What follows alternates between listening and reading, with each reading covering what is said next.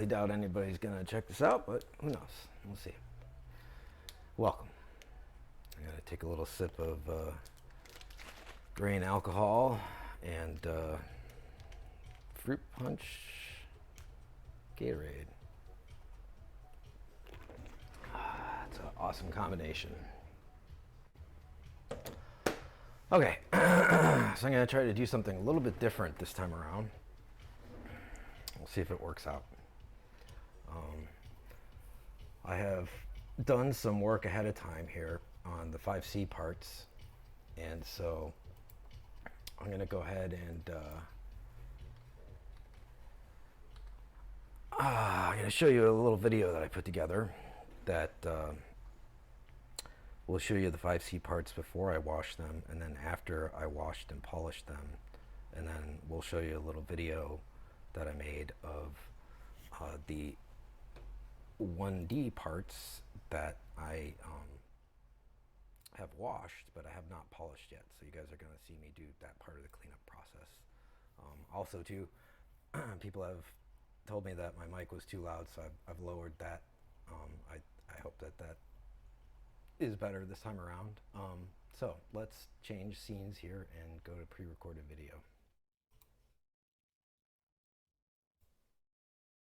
So yeah, what we're going to see here first is the 5C parts before I cleaned them up. So just disassembled, and you can see all sorts of stuff on different parts, like the pole block, has some schmutz in the rounded sections, and then the actual armature had a bunch of schmutz right there on those two rod parts. And so interestingly, the pieces on that pole blocks are really, I mean, it's a flux core essentially. They look different because they are. The middle pieces are actually steel, and those are electroplated. And then the pieces that sandwich it are brass, and you can see that right there. And then it is, pin held together, so that is pressed together. Also, too, you can see I've removed those little pieces that you see right now. I got those out as well. And that part is actually, I think, an aluminum compound. It is not magnetic, the bottom cover part that we saw just a second ago. And then also, too, part of that armature, top part that's threaded, is actually brass. Not just the ring, but the threaded part, too. So they jammed a threaded piece that was brass into the steel component. So just FYI, a lot of these components, they're definitely different metals, and that matters, of course.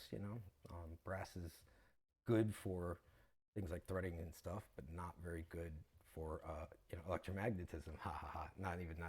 Not just not very good, not at all. It doesn't work at all. So here you can see me making some soup, making some delicious. We're gonna drink that water, everybody. So just FYI on that. Once we're done, it's ritual. You gotta take a shot of the bath water. I'm totally kidding. I'm not gonna drink that horrible, disgusting water. That's a joke. So yeah, what you're seeing are the two pole pieces, all the different screws and stuff, the main body, which again is a brass part, and that's what everything screws onto. And that main body part doesn't need to be, it doesn't participate in electromagnetism, so it doesn't matter. Those pole pieces are definitely steel. They're all steel and plated. I think the rivets actually are not steel. Those might be brass that hold them together. Actually, I know they are. But, other things like, for sure, the armature, and just about all of the armature, except for that disc part, is steel. And it's actually different pieces of steel that have been micro welded together and then ground. It's pretty interesting. And not just ground to make the shape, but ground precision to have that V slot that goes on the knife edge. At some point, I thought there was going to be some audio in this video. There should be. I don't know if it's playing or not. It probably isn't. But what I'm saying is, if you have a cheaper electrosonic bath, it's fine. It totally works fine. Mine can control heat. But if yours does not, the water will actually end up getting hot either way. It doesn't matter. If you don't have a heater, you'll get this effect that's, just like putting a mug of water in the microwave to, cheat making tea. You can boil water that way because the microwave is, putting out a wave at such a high frequency that it's causing the molecules in the water to rub against each other and, to create heat. The ultrasonic bath does the same thing. So whether you have a heater or not, it will actually, the water will heat up either way. It is, though, nice to have the heater function. This is the more expensive version of the baths the ultrasonic baths that you'll find on eBay. But there are cheaper ones, and I used a cheaper one initially. But this one just seems to work real nice. So, yeah, I don't think I was really saying anything else particularly useful here. I think this video ends in a minute. And so what we're going to do is pull these. Oh, the other thing I was saying is that it doesn't matter if you leave them in the water like that. They can sit, you can run the bath and then go do some errands and come back as long as it's in the water, except for some, delicate coatings like paint and stuff. Generally, these things can sit in the water and it's not like they're going to rust. If you take them out of the water, and they're wet and exposed to oxygen, then definitely oxidation is going to happen, and that's where you start to have, thing like, rust or whatever, schmutz that's going to, start forming. And in some cases, almost immediately on some types of steel, man, it just, especially if if it's been used a lot and touched a lot and whatever, like it just, chemistry starts almost immediately. So you can leave them in there, and actually it's good to leave them in there after the bath is done. I run it at 50 degrees Celsius for about 15 to 20 minutes, depending on how dirty the parts are, or sometimes longer if I need to like loosen up a screw or something like that. Sometimes I'll run parts for quite a while. But yeah, generally speaking, 50 degrees C and 15 minutes, and and you can leave them in the hot water for a while, and it'll help actually loosen and break up some of the schmutz that's on the parts, especially really dirty ones. And as long as you leave them in there, they're fine. If you take them out wet and you don't deal with them immediately, that's problematic. So let's start pulling parts out. Oh, and also too, the piece that you see right now that's sitting there, the cover, back cover, the plating on it is usually really delicate, so I really rarely ever put it in the bath these days. I just polish it. And normally it's not really super dirty anyway, so it doesn't particularly need, a lot of work usually. All right, so what we're gonna do is, so this is what I'm talking about, this back cover. Also too, by the way, you can see on this particular one, at the bottom, maybe you can't, but it says, it's stamped and it says 15 ohms. Sometimes, they'll say like 4 ohms or 8 ohms or 500 ohms, right? So the old ones are 500 ohms usually, for a much higher impedance amplifier.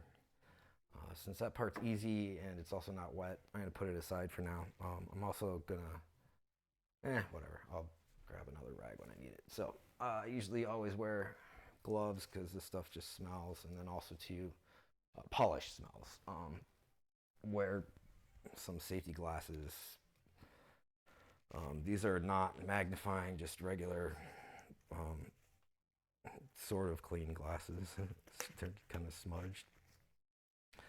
But as you're working with the polish, not only is it not good to have it on your skin, and it really stinks, and it will make your hands stink if you don't wear gloves. Also too, if you get it in your eyes, it's really bad and you need to flush them out immediately. So just word to the wise, a warning for everybody when working with any type of a polish. And this is what I typically always use. So FYI, here's their big secret here. Brasso is great. It's on all of the finishes that are used typically on cutter heads. Also to top bright, right? So there we go. So these are the two polishes I typically use. I'm almost out of this stuff, so that sucks. But that's the one that I use primarily is top right. And I also recommend a little libation. I forgot to do the normal BS. By the way, here I'll try to say hi. Hi, everybody. What you see on the right is video mixing that I did at different parties and club events with my very good friend, very talented individual, a man named Brian Gardner. He and I did events, and he did events for many years before I was involved under the name Soul Foundation in Chicago. And you can check out Soul Foundation Soul Foundation Recordings.com and soulfoundation.com, and that's soul-foundation.com, or all one word, no dash, soulfoundationrecordings.com. And check out what he is doing lately. Also, too, the music that you're hearing is music that he and I wrote together. So in the music, there's probably going to be a sample or two from licensed material, but we have reworked it, and so claiming fair use on that. Also, too, the video mixing on the right, same deal. Clips from various movies like this. I'm trying to remember which one this one's from. I think it's from Rockers. Yeah, I think it is from the movie Rockers. It's either that or Running Man. I can't remember.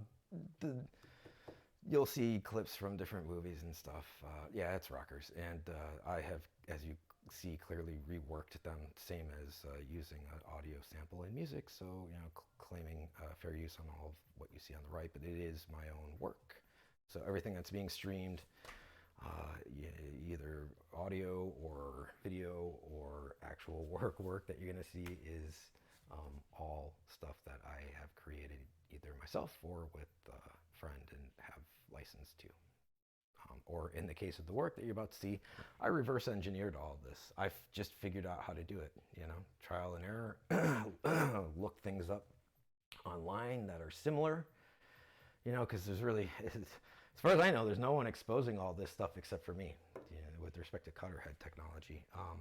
And also, too, by the way, everybody, I am going to probably late this year or 2022, I am going to publish a book, mostly centered around all of the technology ins and outs of mono cutter heads.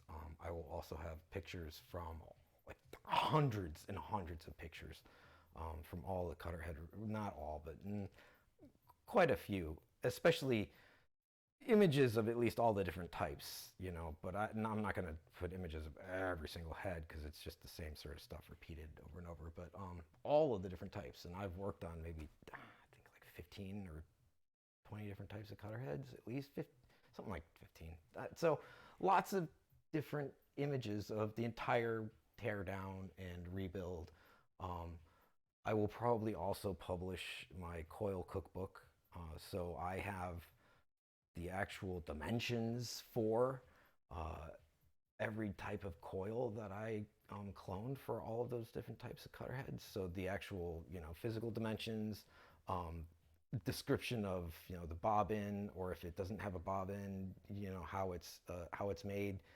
I have 3D printed or STL files that you can print to create rods for making these coils, and I will probably do a stream tomorrow where I'm making the coil for this 5C, and it is the air coil, and it's a pain in the butt to make, but I will probably show that. But you'll see what I'm talking about. I have some parts that I've created, 3D designed and printed and used with my coil winding machine to make various shapes and types of coils. And the 5C is it's not an actually perfectly round coil. It's sort of it's like a rectangle with rounded ends, right? So it's an elongated coil with a slit in the middle, and that's what that little fin that's on the armature goes into the slit, and so it's just right there. It's right. That's actually the secret to why that mechanism is as powerful as it is because it's this elongated fin that's all steel, certain type of metallurgy to the steel, and it is right in the place where you have the highest flux density from an electromagnetic coil that is essentially rounded, which would be right in the dead center of that coil. That's where that's where, if you think about the coil itself, if the coil is like 2D flat on this table, then the electromagnetic field that it generates is going to be like donut shaped, if you can imagine a donut around that coil, that's how it is. And it's either going to be oriented north to south like this with my fingers, or the other way around, north to south like this, depending on the direction of current. But the point of the matter is, if you can imagine a smallish donut, the convergence of, right? And so if you think about this too, stereo optically, this is my hand over here, this is my hand over here. So if it's the coil in north to south, so that means north and north. That's where north is, is center, or is all of the flux lines are coming together right there at the center of the coil. So at the very center, not only left and right center, but at the very center, up and down of the coil, that's where you have a 0 point. That's where there's nothing. It's not north or south. Once you start to go up or down from that very middle point, three-dimensionally middle point of the coil, that's where you'll start to get, the field, north and south.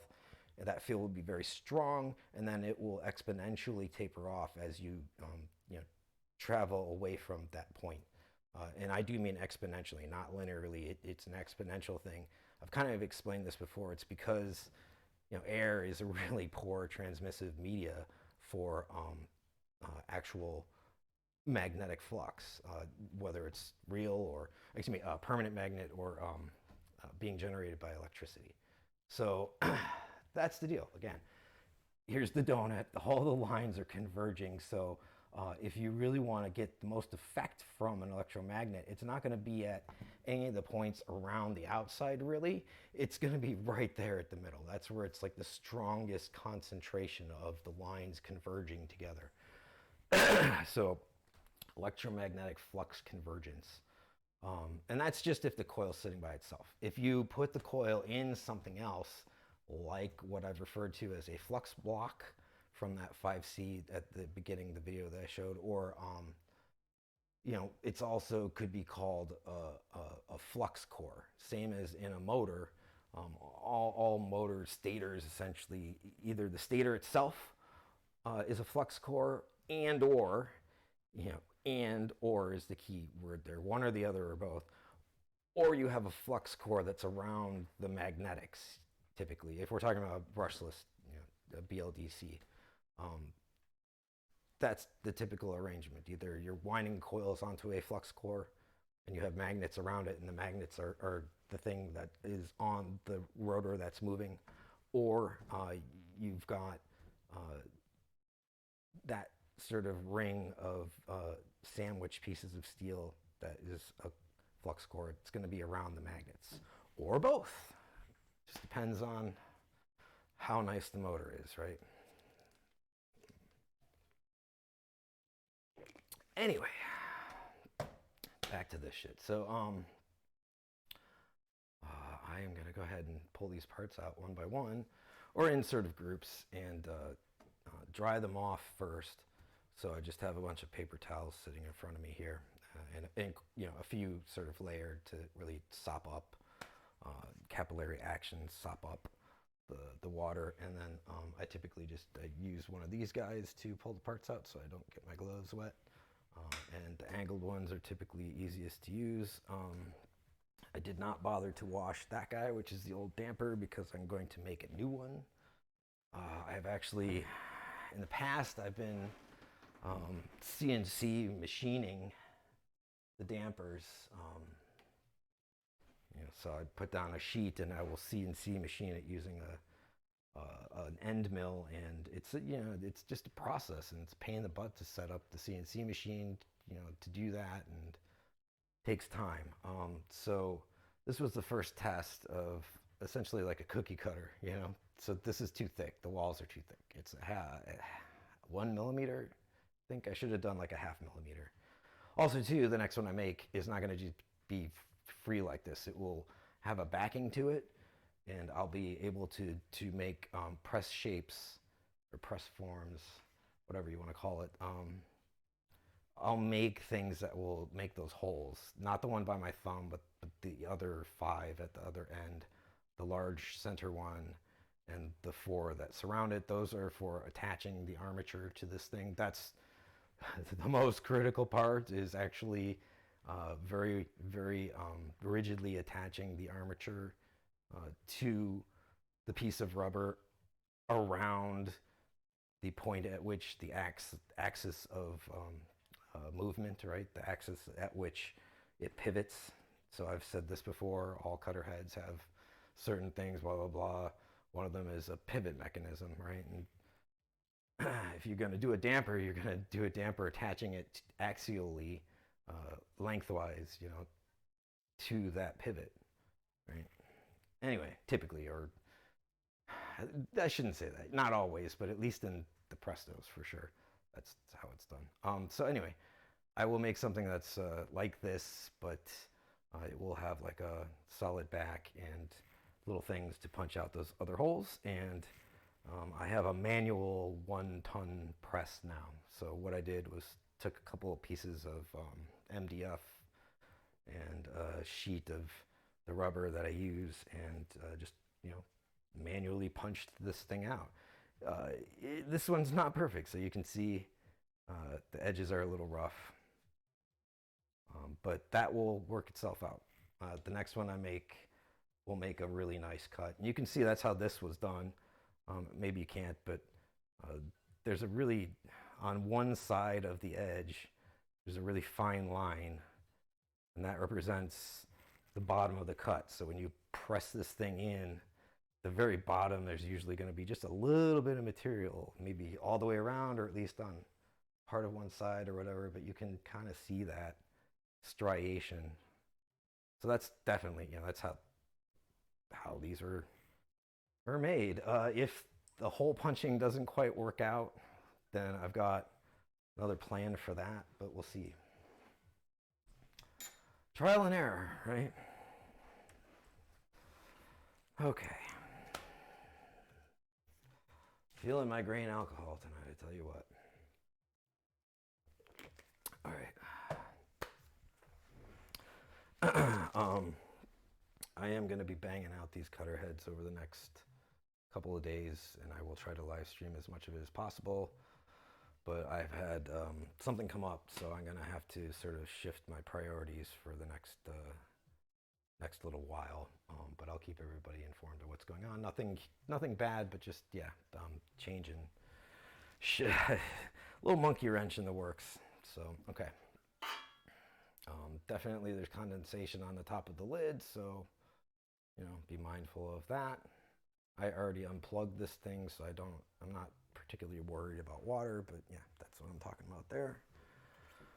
I'll put this aside. Guess I'll put it there. No, actually I can't put it there because kitty cat goes there, so kind of put it there, I guess. Yeah, you'll be fine. Okay.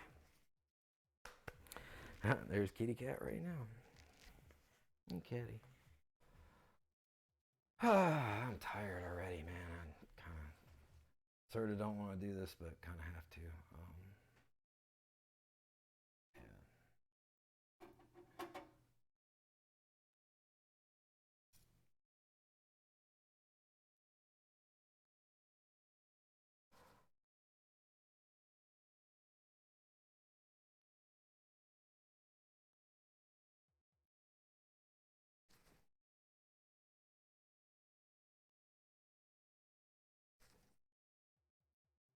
Yeah, definitely with these guys, you're gonna want to bang it out, right? So, one thing too,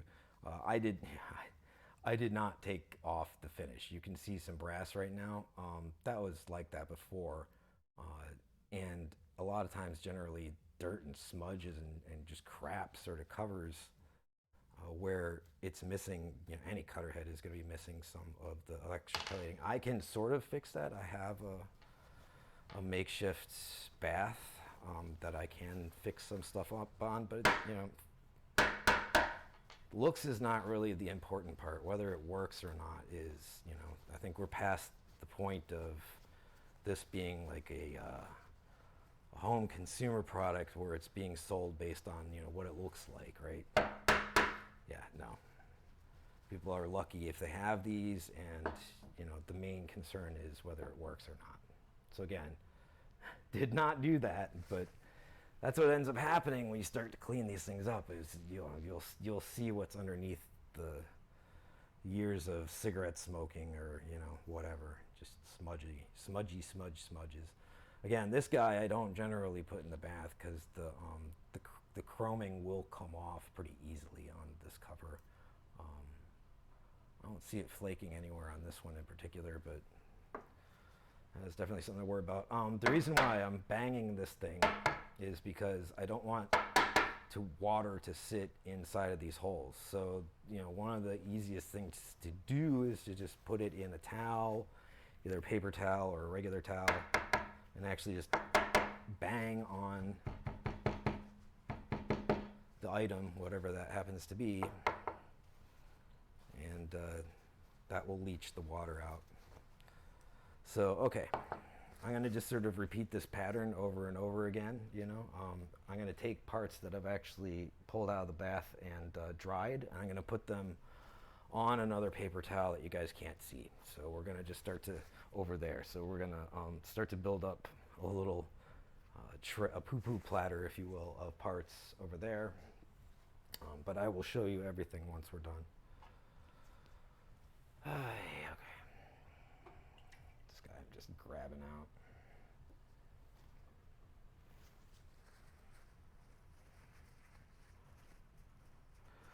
And again, like if we go back to earlier footage, like you couldn't see the color. Like I had to get out my, I had to get out this guy to read what that thing even said, because typically you can tell if it's a 1D or a 1C based on that front part being green or blue. Green is the 1Ds, blue is the 1Cs.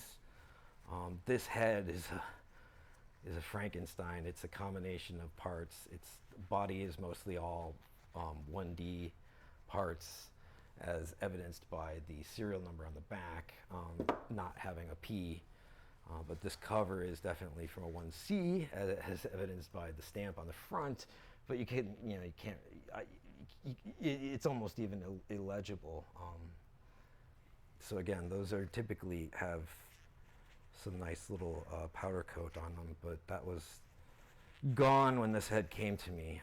But already it's looking a little bit better. It still looks like pretty crusty. It'll clean up a bit more than this, but this particular cover is never going to be 100% pretty unless you actually want to like pay somebody to refinish it. It will though. Once we put some of the Brasso on it, this will start to look pretty shiny, but not as dull as it is right now. But it's never going to be what it was once. But again, who cares what it looks like? You should really be more concerned with what the functionality is, and whether we can bring this head back to you know, serviceable state where it can be used, and not only used but sound good, right? Like it originally did, if not better.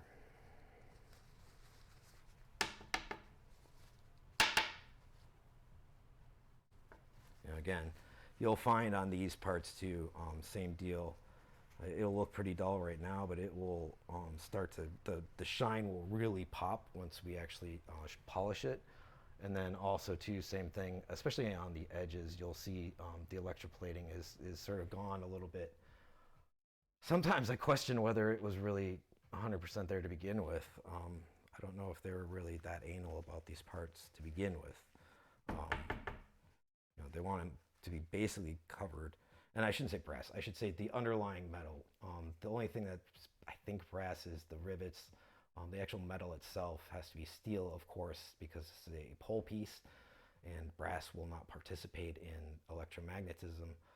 But what I'm saying is sometimes you'll see that some of the electroplating on it, which I think is actually nickel, is sort of no longer there, so that part won't be as shiny. What you're seeing right now, that's some residue, some glue residue, because the coils are glued into place.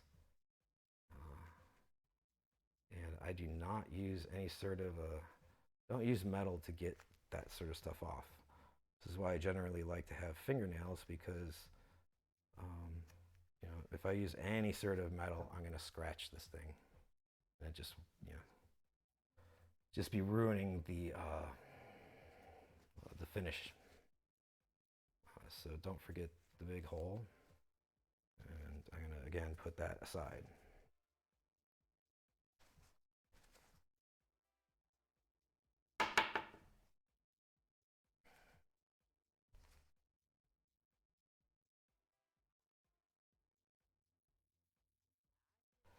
And polish will take off, you know, not only the tarnishing, but also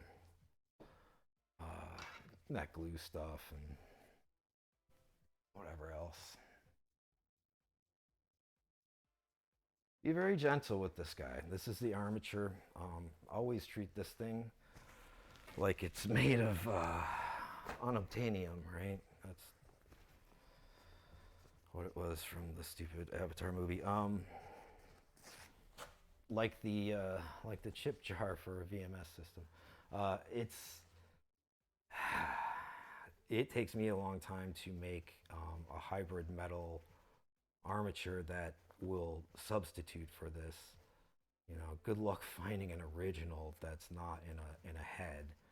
You know, I don't really know anybody hardly that has a bunch of these just sitting around. So be very careful when banging the water out of this guy, right? Very, very careful here. I can probably raise this a bit, maybe.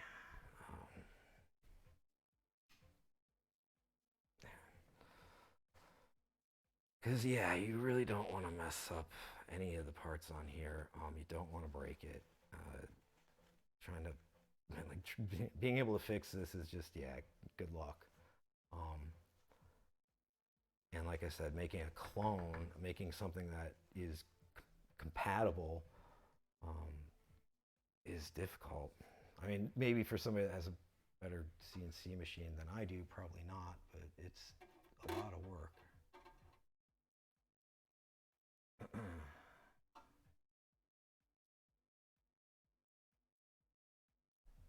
So we're getting down to like the little parts. I'm going to pull the basket out because they're all hanging out at the bottom.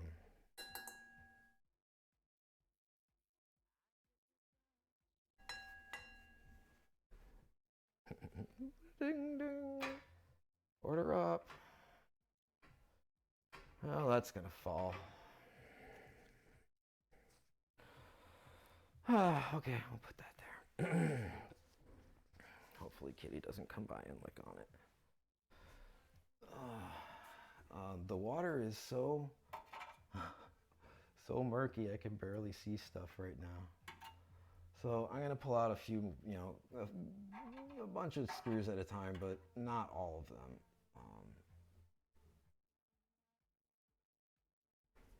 Because again, I don't want this stuff to like sit around for too long, being wet, exposed to oxygen. And you really want to make sure that you twist screws so that you don't have residual dampness in the threads. Also too, at this point in time, you want to be extremely careful with the parts that you are building up on the dry paper towel, because you don't want to you know, knock or sweep or swipe or whatever. You don't want to lose those parts. Don't want to have like a tray of screws go flying. So, you know, possibly use I don't have one sitting right here, but I do have one in the room. one of those little magnetic trays. Not all of these screws are going to be magnetic. Most all of them are, but in a cutter head, some are not. So keep that in mind. But something like that might work better for you. Or just be careful.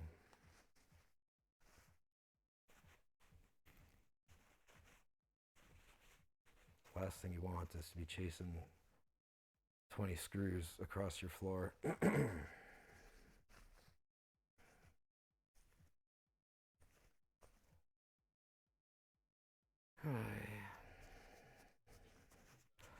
Yeah, honestly, I might not stream all of this because you're gonna hear me sigh and bemoan and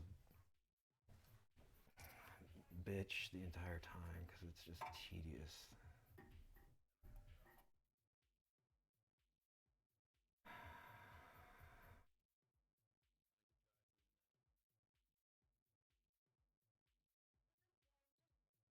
Sorry, I'm just thinking for a second.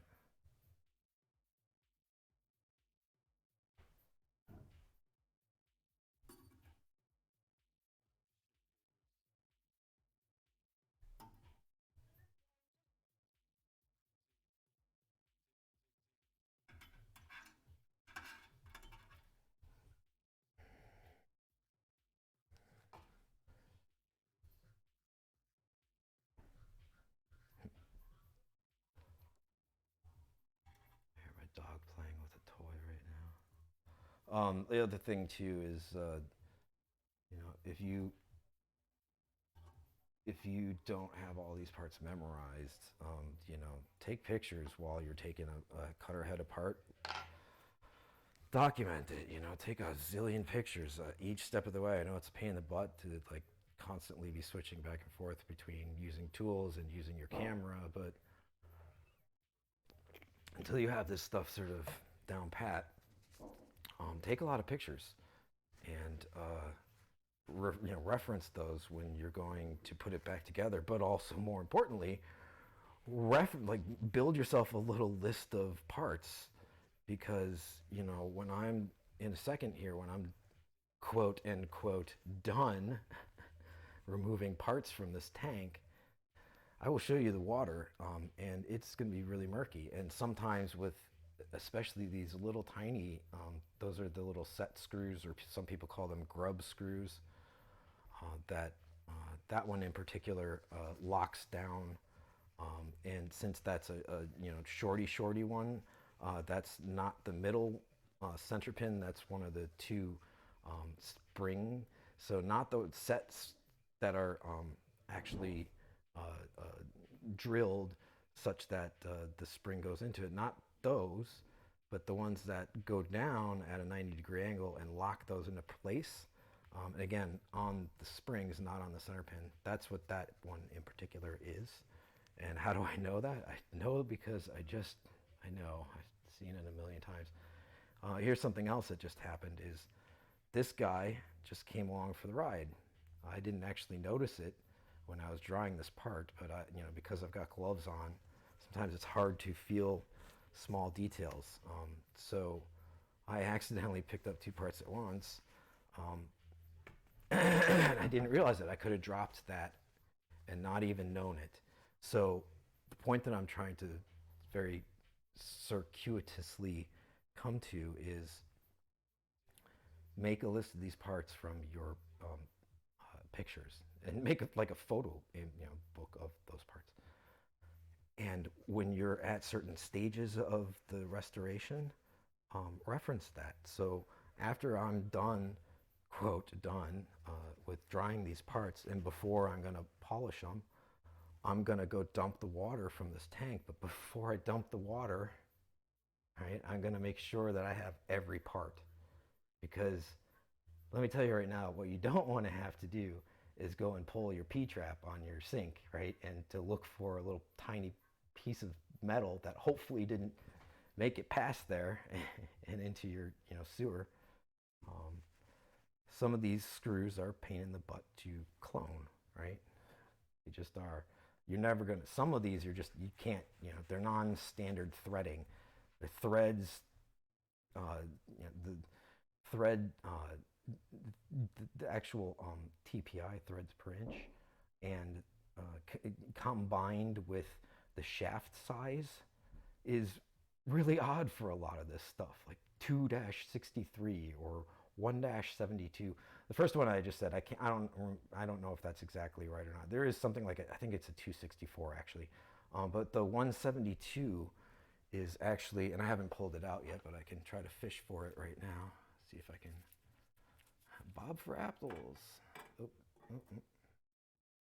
That's what this is a 1-72 or 74. I think it's 72. I don't know. I could, again, at some point in time when I do publish a book on, you know, my experiences doing mono cutter head refurbishing, rebuilds, restoration, whatever you want to call it, I will document all of the information that I have reverse engineered. Some things, very few things, a couple people have told me over the years, like for instance, you know, Al Grundy imparted a couple of pieces of information, not really about mono cutter head repair, but just in general. And I have extrapolated on things that he said a lot over the years. Len Horowitz, you know, shout out to him. He, you know, early on gave me a couple of pointers, you know, in the right direction, a couple of actual specs on some things. So shout out to Len. Thank you for that. Also to Flo, again, many years, like maybe 10 years ago or something, actually answered some emails of mine, and not just some, like, I don't know, quite a few, like maybe 10 or so. Again, was, you know, as much as he could have, because he's is, I'm sure, extremely busy guy. He actually did, you know, answer a few questions early on. So yeah, shout out to all those folks and thank you. Also to add to the list, Kevin Gray and Chris Muth, both of which again have definitely given me guidance and also some, you know, actual real technical specs that were correct over the years, as much as, you know, they could or would or whatnot. So shout out to both of them as well, Kevin Gray and definitely Chris Muth. You know, Chris is a fantastic man. I can't even begin to express. I am shocked by how good he is at so many things. He's a hard man to keep up with, and also a stellar guy. Great sense of humor. Same with Kevin. Extremely nice guy. Really good sense of humor. Very knowledgeable. So, you know, though I've done a lot of reverse engineering, I'm not, no man is an island, and I owe a lot to some people, and those people for sure. I would also include in that list Dietrich, not really from a technical aspect, but more from a just industry and you know, interpersonal aspect. So shout out to Dietrich. Yeah, I'm probably missing some people, but yeah, good enough for now. So anyway, back to the point. Make, you know, either know these parts, get to know them so well that you can look at them and say, yep, that's all of them, or somehow make yourself a list, be that picture or just an actual text list or whatever. But before you go dump this water from your electroplating tank, make sure that you have all of the parts and not just some, and not like all -1. Make sure you have all. If you don't, check the floor, check folds of your clothes. Like sometimes screws will fall and go into the folds of your pants, you know, or if guys, you know, like the groinal area usually has more fabric than the ladies, and sometimes things fall right in there. Also to another tip for you guys where screws end up. If, unlike this chair that has sort of like the fabric mesh, I can't see it, like this. Yeah, anyway, other chairs that are sort of like a leather bound chair that's very pillowy have also a lot of folds in that leather, and look for screws in there as well. Also too, if they have like those sort of rivety things in the middle of the butt part, yeah, they'll end up there. If you're looking on the floor, screws 90% of the time are never going to be in directly immediately in front of you. They're always going to hit the floor and do this sort of rock skip sort of thing. So what I typically do is I will get down on hands and knees, and I will put the side of my face on the floor, so I'm looking, like straight across the floor, and I'll shine bright light. And so I'm looking for things that are sticking up, because it's really hard to look down on the floor and find a screw. It's a lot easier to look at a cross section of the height of things that are sitting on the floor and find something that's higher than the level of the floor. So in my case, I will find a lot of cat litter because of my kitty cat, or whatever, something the dog found and destroyed, little pieces of that, or you get the idea. Looking down is tough to differentiate the pattern of something, but looking for it with respect to its height is a lot easier. And so again, I'm sure some people are just like, what the hell? Why is he talking about that? Because there's more to cutter head repair than just winding a coil, right? Or if you really want to do it right, and I've stressed this before, if you want to have the most efficient electromagnetic system possible, then the parts that are participating in that need to be really clean, including the magnet. So I will also polish the outside of the magnet. I will not do that today. I will do that when I actually go to recondition the magnet, and I will stream that. I will show you guys how to take a magnet and measure it and see, A, does it need reworking? B, does it need reworking on both sides, or is it just one pole in particular that's really been demagnetized? And I will show you how to get how to zap it with an off-the-shelf zapper. I've actually made my own, which I won't show you, but I will show you the off-the-shelf one. And it does okay, but there's a trick to getting it to work better, and I will show you that trick. But I will not tell you. I will show you in the next video, so stay tuned. But there's a trick to magnetizing a magnet.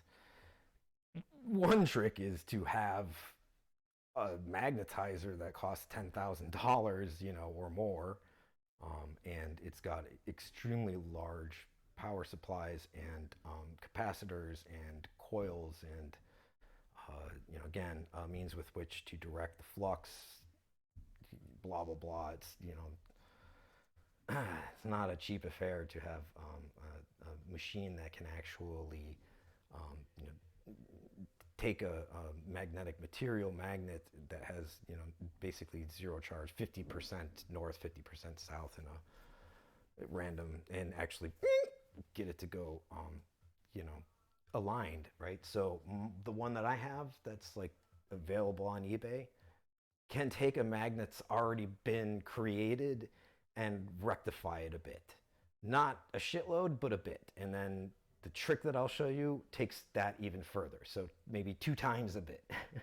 If you want the real professional repair, be prepared to pay, look for, find, restore, a machine that's going to cost at least $20K or 10 to $20K. Here's another thing I'm going to mention. A trick that I have also, again, thought about, reverse engineered. No one told me this, but I just sort of I figured it out.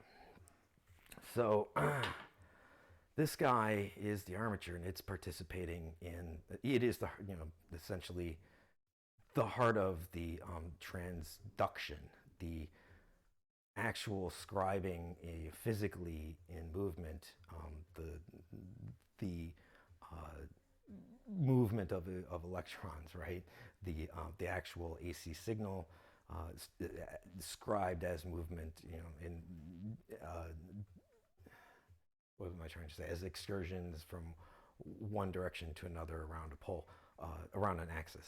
So that's the slot on here goes into the knife edge, and that forms the the pivot that I keep talking about, which is the axis of movement, and around that axis of movement, one direction or the other represents positive excursion electrically or negative excursion electrically of an AC waveform. The point I'm trying to make is over the years, steel, when it's exposed to magnets and magnetic fields, guess what happens? Even if it's not a magnet, if it is magnetic type, ferrous type steel compound, it will get magnetized. Maybe not 100%, right? But it will be slightly magnetized, and not even evenly. It's not like it's going to be, this ends north and this ends south. No, it's going to be, this thing started with all of its poles, again, sort of randomly aligned three-dimensionally. So let's just call that an equal distribution, a random equal distribution of north and south. Over the years, parts of that will change. And so parts of this will become magnetized and not in a consistent manner. And if that's the case, then this system we're in, through both a magnet, a fixed magnet, as well as these pole pieces that channel a flux, as well as the electromagnetic, so that whole system, that whole M-EM system, is the whole way that it works is it creates this shifting imbalance of the field. North becomes very strong, south becomes very strong. This armature is in the middle on a pivot, and so when one side becomes really strong, it goes to that side, and vice versa. There's more to it than that, but that's sort of a simplistic breakdown of what's going on. If this is, on part of it, centric to one pole or the other, north or south, guess what's going to happen?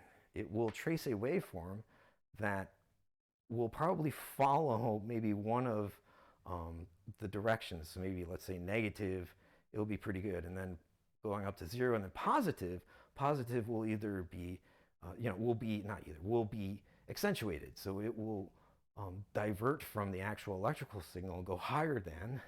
And so that would be what we call noise or distortion, right? So if you want to sort of reset the whole system, because that's what I'm doing. When you rebuild a head, you're resetting the system as much as you can on something that's 70 years old.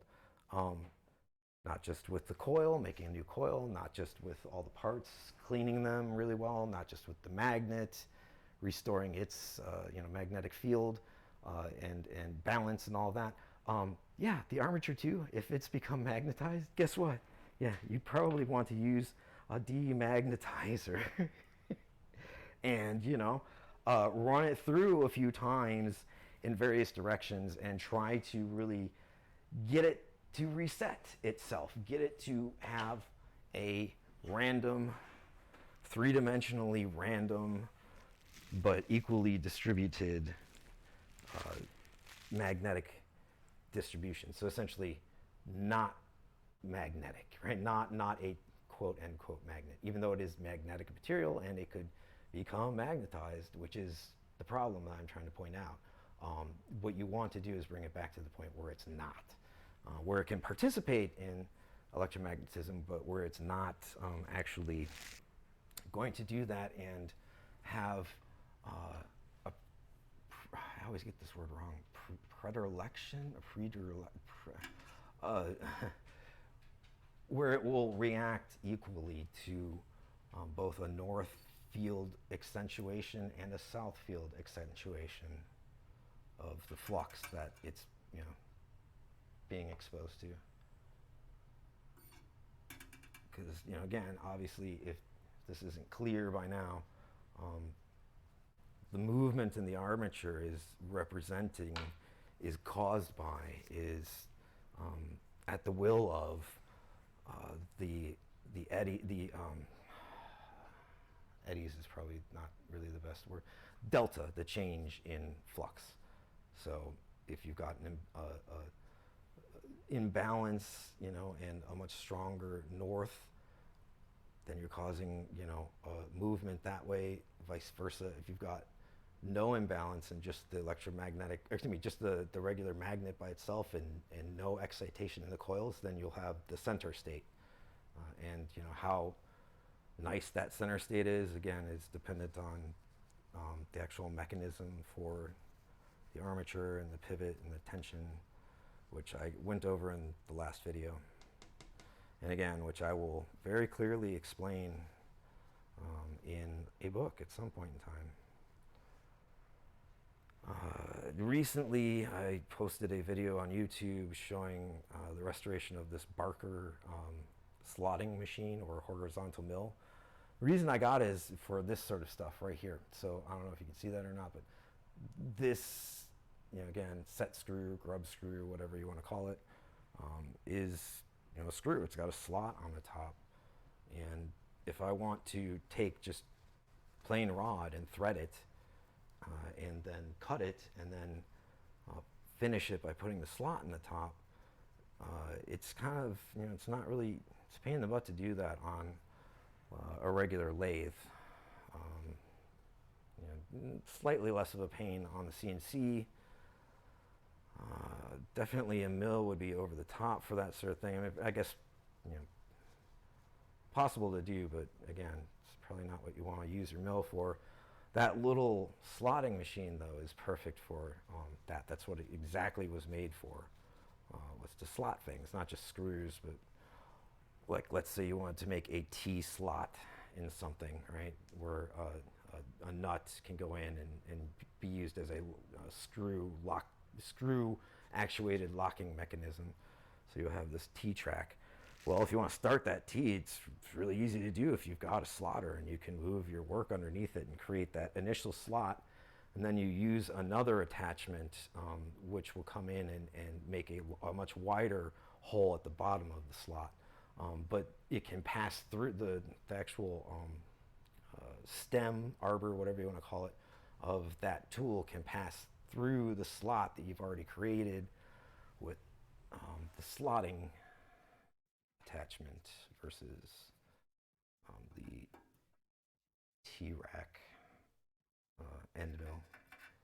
All different types of end mills for different purposes, and if you get into machining anything, you're going to end up paying a lot of money, not just for the machines, but for tooling and also for measurement. Like, if you want precision, you need a variety of ways to measure all sorts of things. And not only measure, but to set your work up for machining in a precision way. Oh, almost lost them. All right, quick break. So again, I'm gonna show maybe polishing a few parts here, but and then kind of end the stream, because yeah, it's boring. And I'm gonna huff and puff a lot because I don't like doing this part of the process. This is my least favorite part of the whole debacle, the whole thing. A lot of people think that making the coils is the hardest part. It's not. Making the coils is extremely easy once you know how to do it and get set up for it, you know, to actually have a coil winding rig. You don't have to buy the kind that I have. You can make one pretty easily, especially if you have a 3D printer and you can order some parts from like McMaster or Carr or something. You could totally make your own coil winding machine. It's not hard. I'm not going to go into the ins and outs of that.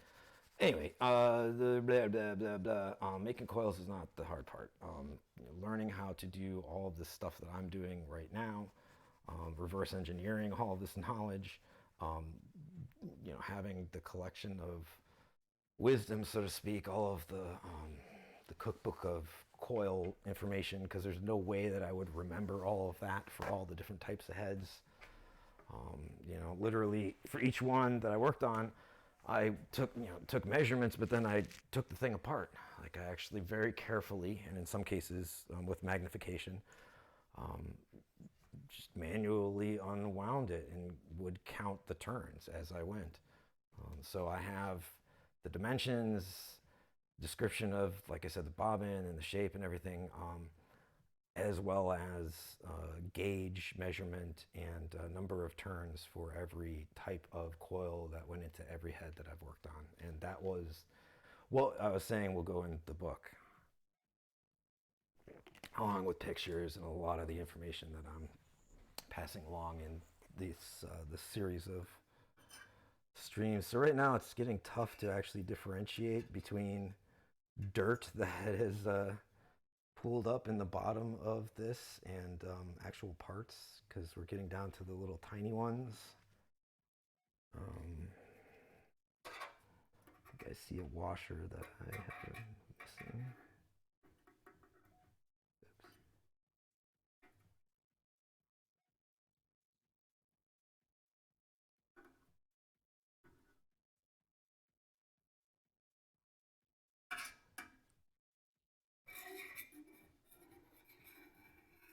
So what I'm doing is just sort of dragging this guy around on the bottom and using the angled front part to sort of determine if I'm pushing something around or not. I don't see anything else. Since I'm half paying attention and talking at the same time as doing the work, I haven't really been mentally keeping track of parts, so I will have to stop in a second and do a little reconciliation here.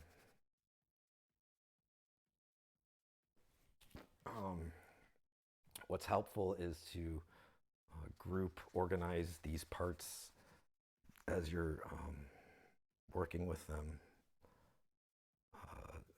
because like I said, at different stages you want to make sure that you have all of them. One of those stages is right now before you dump the water in your bath.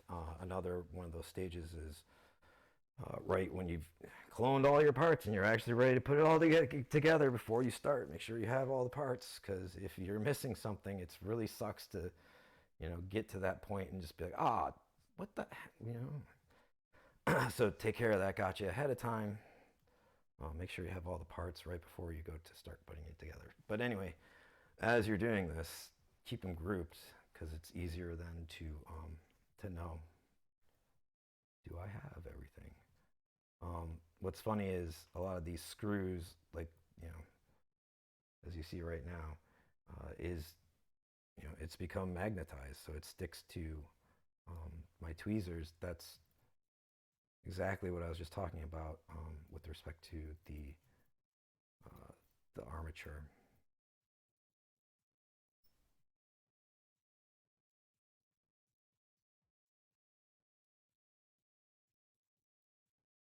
Okay, I am missing something right now. Oh, no, sorry. Spoke too soon. It's hiding.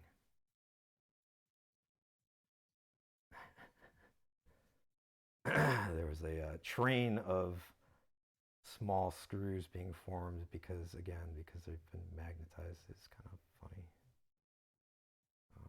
Okay, got those.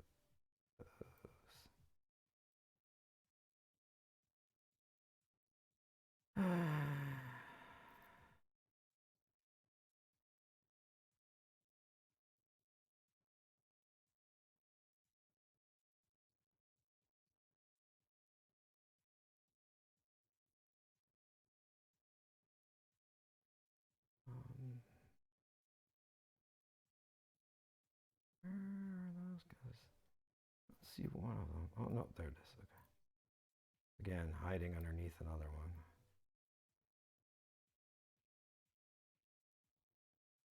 Yeah, 3 of those. One of those. 4 of those. 2 of those.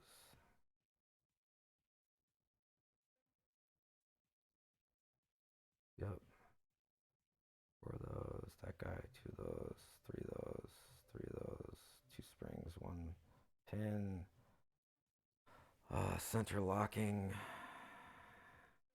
Another thing too, if you're worried, pull your sink stopper and empty this into your sink. And if you see anything in the bowl, as it comes out, pour out the liquid slowly into the sink. And if you see anything left inside of here,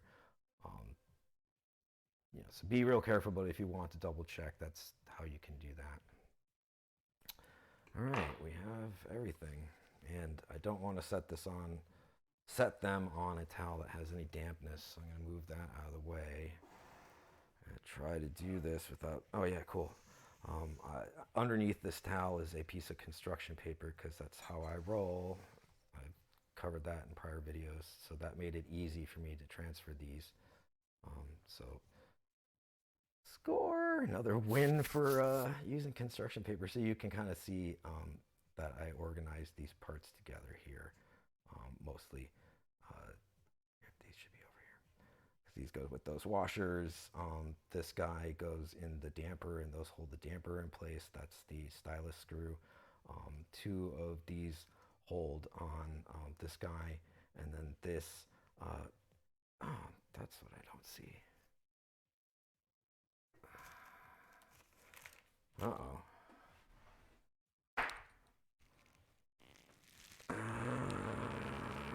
Bummer. I have to look for that. I don't see it in the bath. I mean, it could be in there, but I really highly doubt it.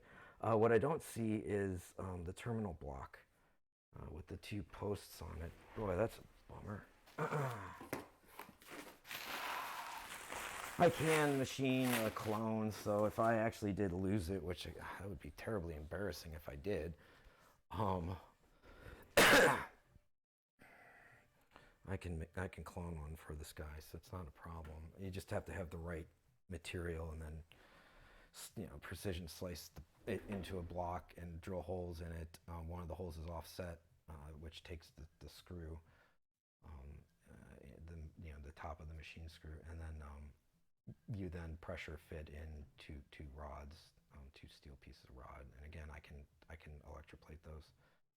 Yeah, I definitely don't see that, so I don't know what happened to it, and I also don't remember seeing it when I was doing the bath. I can confirm that in the video that I showed at the beginning, because I was showing the stuff in there, so I will look.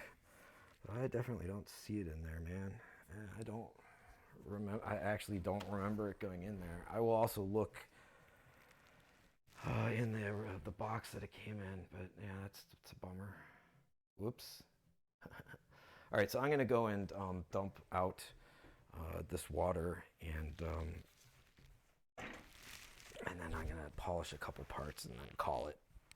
If anybody actually did show up, hey, great, awesome. If you're checking me out, I take these and post them on YouTube. So if you check them out there after the fact, hey, and thank you for your interest in my work. I really appreciate it. So give me a couple minutes. I'll be right back.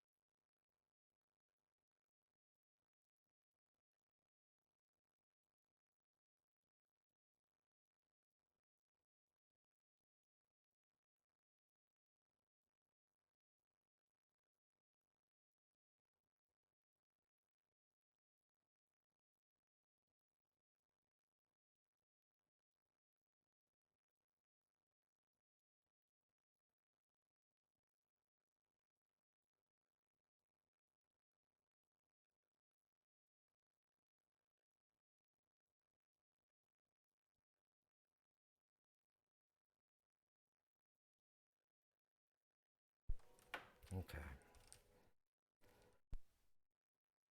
I don't remember seeing it in the bath. I don't see it in any of the bags. Did a quick scan of the floor again by putting my face on the floor to see the height of things and could not find it. So I am going to guess that it's probably hanging out in my trash can somewhere, probably in some paper towel or something that I used during the process, or it's not on the soldering iron. I will find it. It's around somewhere, I'm sure. And again, if not, I'll just clone one for the guy. That would suck, but it's whatever. I'm not gonna cry about it. Yeah, I definitely don't see it around. Very highly likely it's in my trash can though, so I'll check that out. I just emptied the water. It was gross. I just used some spray cleaner to clean this guy, to clean dirt off the surface, and then flushed it a few times with water and used paper towel to wipe it down. There's definitely, you can sort of see, but there's definitely some residual dirt that wants to cling. So be sure to clean your tank really well after you use it, so that you always start with a clean tank, because otherwise, yeah, you're just wasting your time. Also, too, I don't use any sort of solution, just plain water when I'm cleaning parts. But again, when I clean the tank afterwards, I do use some spray cleaner, but then I flush it out really good with water. Okay, since it's kind of dumb to have all these parts right here in front of me, and I just wanted to show them to you guys, I'm going to transfer them back up to the table, just to avoid any potential oops. Yeah. And then I will put down another piece of construction paper and take some more influence, some more, sorry, not influence, liquid motivation. There you go. That's what I'm trying to say. I'm now looking under my 3D printer to see if maybe that part sort of flew. Oh, golly gee! So earlier when I was talking about places where things end up. Oh, and by the way, if you're ever looking for a pair, one of a pair of socks, look behind your dryer, or sometimes to the side of your dryer. You'd be surprised how many socks end up jumping back there from your laundry basket. So if you're ever looking for a sock and you think your dryer ate it, look behind your dryer. If you're ever looking for a terminal block from a Presto 1D cutter head, look under your 3D printer. My 3D printer is just to my left over here, and apparently when I was working on this, probably what ended up happening was me doing something like that, or taking a piece of construction paper and going to dump some debris off, but not realizing I didn't clear all the parts. And so I sort of, as I went to go trash things, thankfully I didn't put that in the trash, because that would have been a pain in the ass. I would have had to literally, and not literally, factually, actually remove every piece of garbage, because something like this will just get caught up in stuff. And so, yeah, you end up usually having to empty your entire trash can. But since I've played this game before, I looked in one of the places where I typically find things.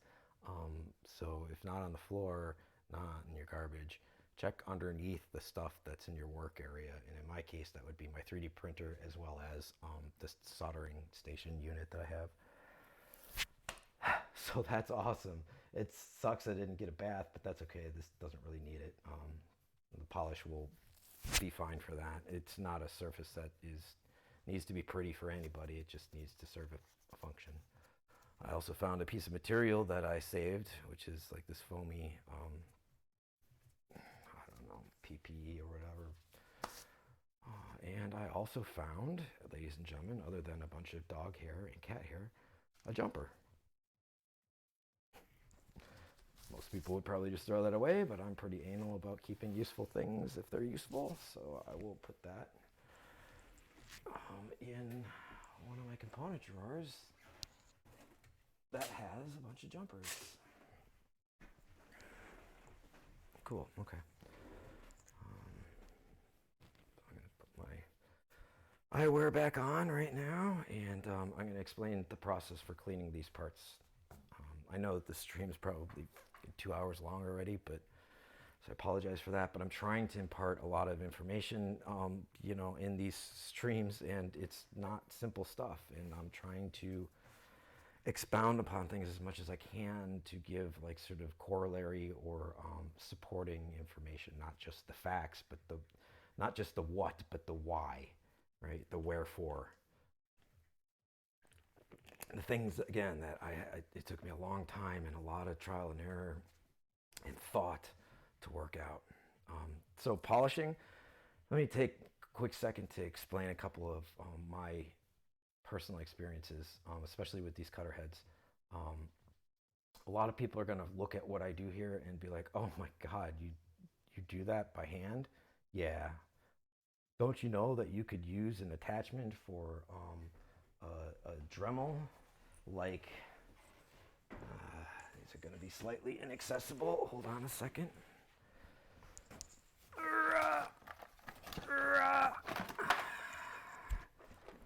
Well, like, one of these kits for polishing, which would definitely be over the top for this. Or these sorts of, soft fabric wheels for doing polishing work. By the way, once I actually build out a head and am doing bench tests on it and have measured to make sure that DC ohm rating is correct, the DC resistance of the coil, I can use this guy, and this guy is an audio impedance tester, and it's for like people that do that set up audio for events and stuff, like to verify the impedance of lines for big speaker arrays and stuff like that, or all sorts of different things. You can see it's got some dust on it because I keep it very conveniently on my floor right now. So there's a couple of probe leads that attach there, and this thing turns on. And so once it's on and connected, you would hit this button and it starts actually running the test. Right now it says 1, so it's basically 0. Make sure to turn this guy off because otherwise you will eat up your batteries. Word to the wise. There's a 0-point adjustment here that you can cross the leads of the probe and dial that in, and then actually hook it up to something and run the test. And what this does that's different than an ohm meter, what I mean by that is one of these guys, right, an ohm meter. This can test DC resistance, which is just basically measurement of the resistance to the flow of electrons in either direction. It doesn't matter. It's indifferent to polarity. A resistor resists, adds, takes a wire that could otherwise propagate many more electrons per second, essentially, and reduces that, puts a chokehold on that, closes the valve, if you will, on that flow. And again, it's indifferent to direction, and anything has resistance to it, basically, that carries electron current, electron flow current. The only things that basically don't, and I mean basically because it's not 100%, are what are called sort of superconductive materials. If you take something and reduce the temperature of it to an extremely low, almost near zero, negative 245 Kelvin or something like that, you have basically one of the most efficient mediums for current flow. Also, electromagnetic flux, that's why they use helium cooling for the superconductive materials that are in like a CAT scan machine or whatever. I'm diverting from my point too much. Sorry. Every coil every piece of wire that carries electron flow. Wire itself is made to have an extremely low resistance, but still has some. It's negligible. Things like resistors are actually made to have resistance in a certain measure of resistance in ohms, and again, all that means is resistance to the flow based on the material, right? Not based on any other physical principle, just based on the material itself. Will not allow electrons to pass as efficiently as some other types of material like copper, which is what you would make wires or tracks on a PCB out of.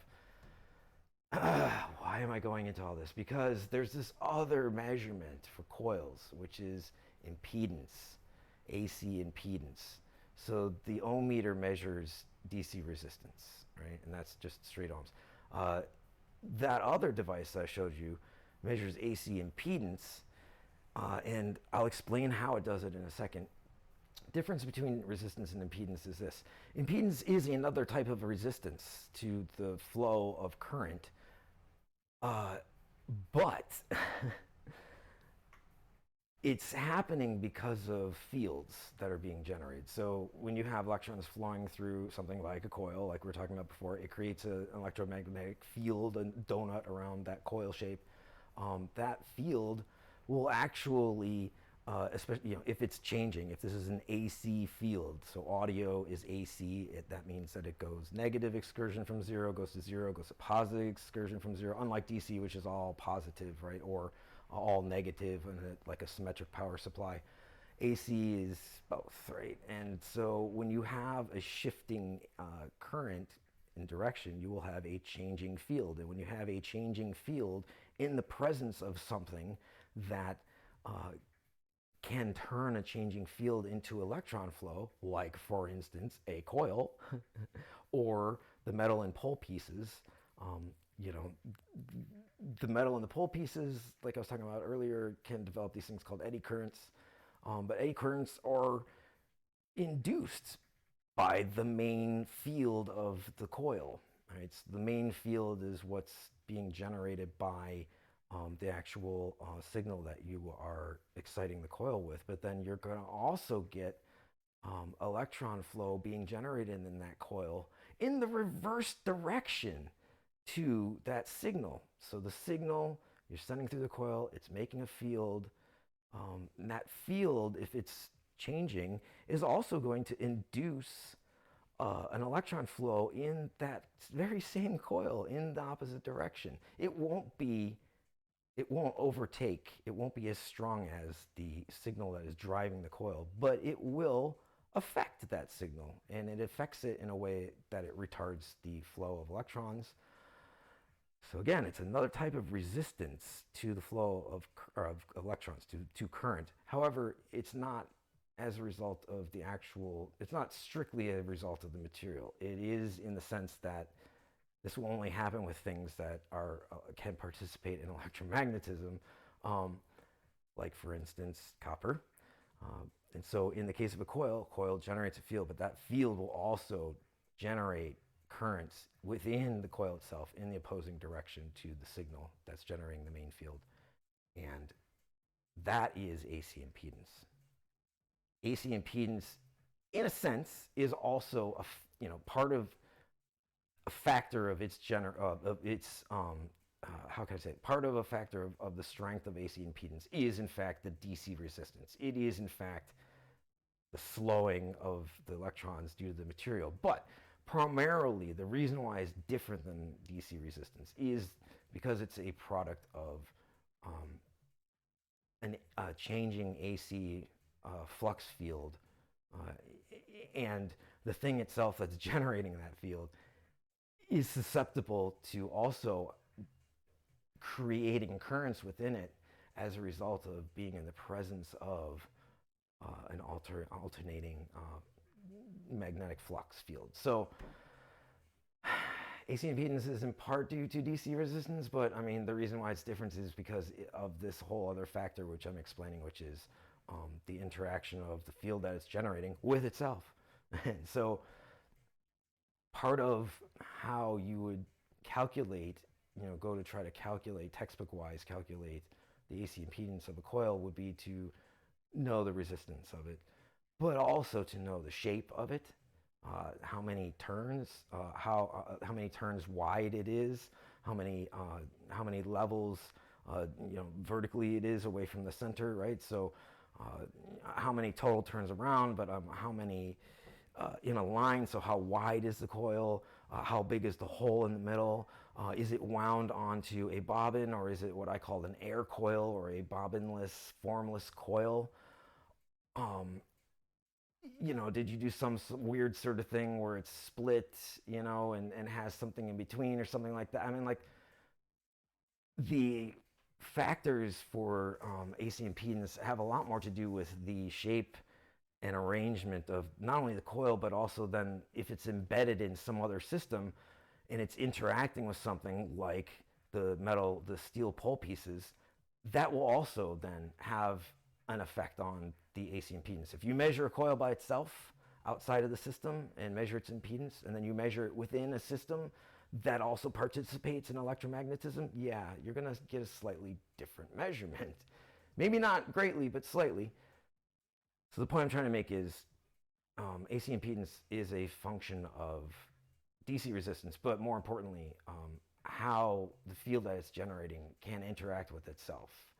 And if it's sitting by itself and not within a flux core, that might not measure the same as when it's embedded in a system, FYI. So when I make coils, I don't measure either the DC or the AC resistance by itself, because you want to measure them in actually embedded in the system.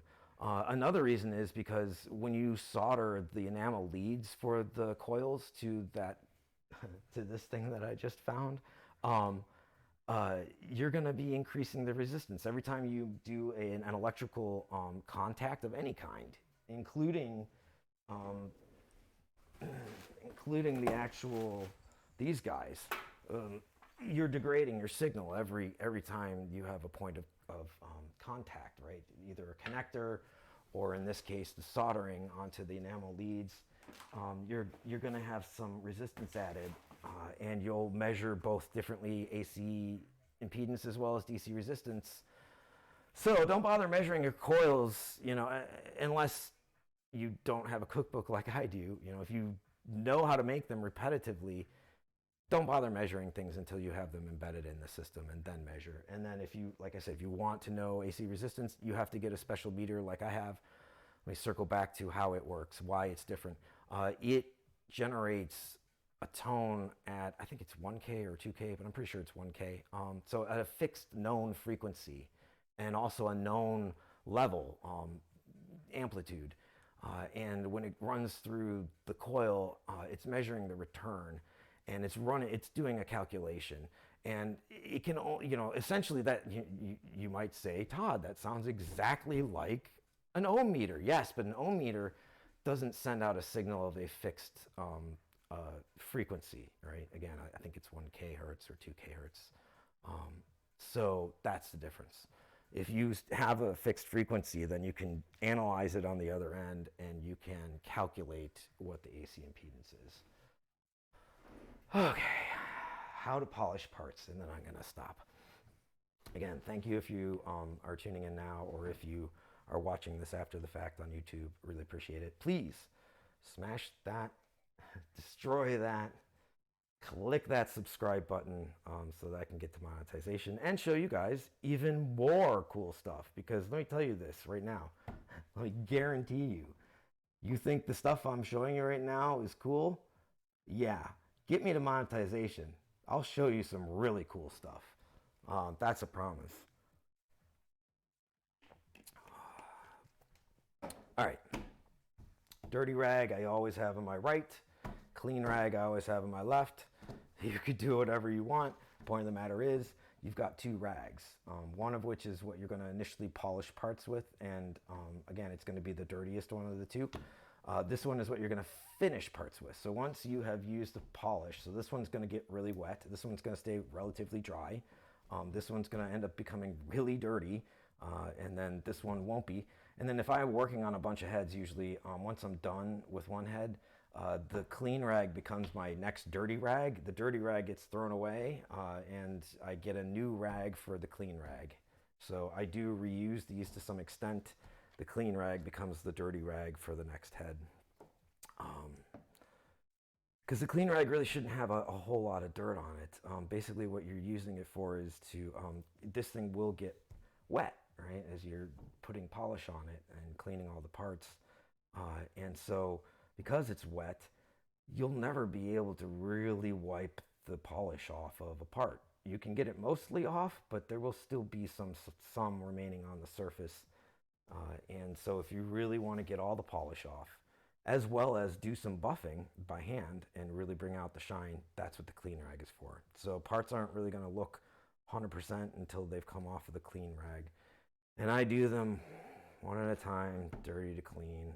The other thing that you should note is stuff that does have recesses, like this guy, the countersunk hole, or just the holes in general.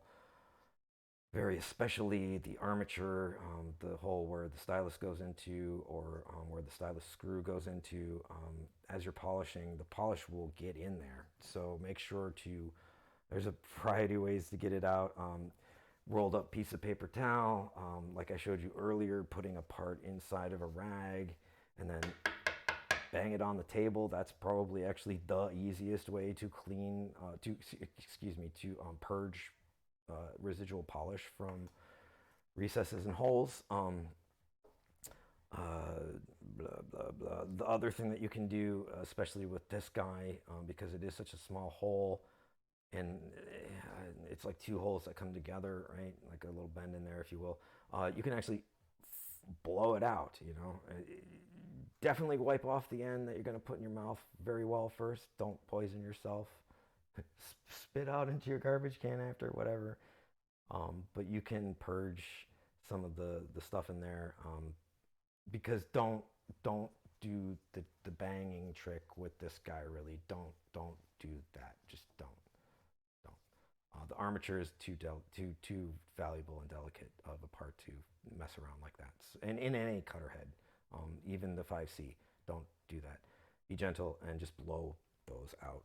I know it's going to be gross, but such is the concessions of a cutter head repair person. And that is literally Everclear. 120 proof. What should I start with? Let's do one of the pole pieces. So those are pretty well like I've said before, those are really important.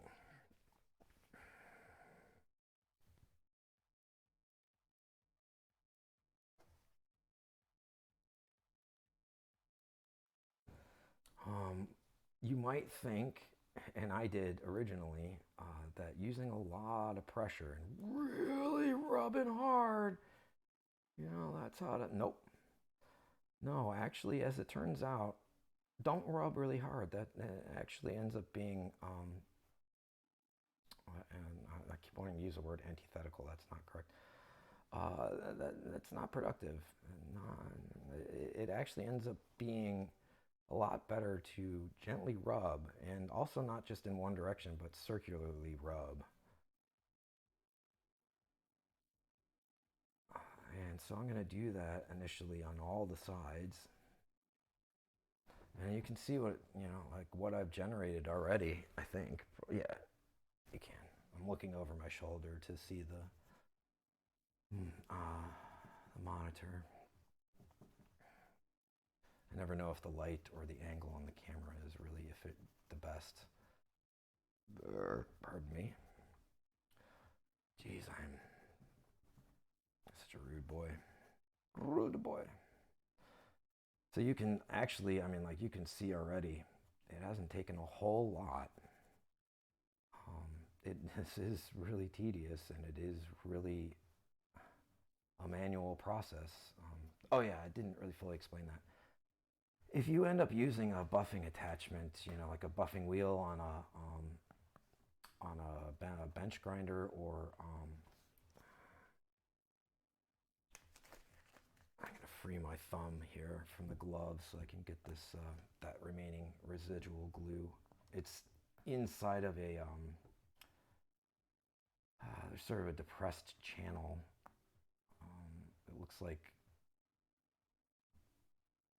when they pressed this or something,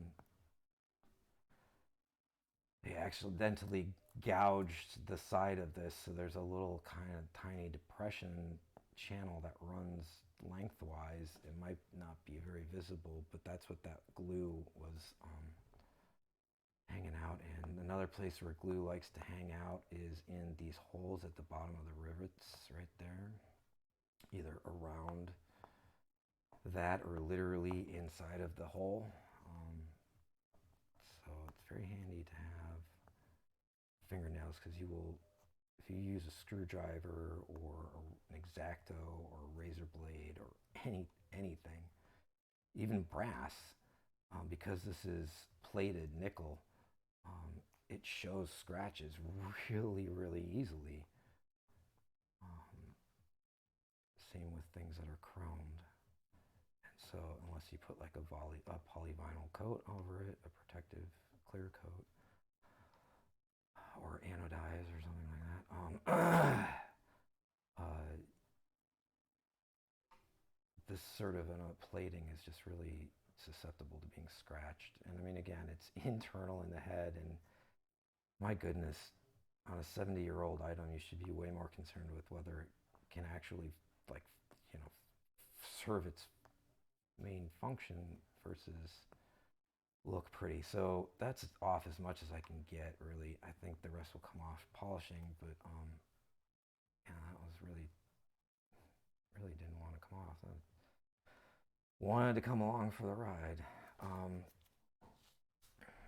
But yeah, I mean, just already, this looks nice, but let me demonstrate the clean rag concept. Even though this is not done yet, I'm definitely not finished with the initial polish with the dirty rag. I am just going to demonstrate the fact that now when I use the clean rag and I do a little buffing on it, and again, I'm not putting a huge amount of pressure on this.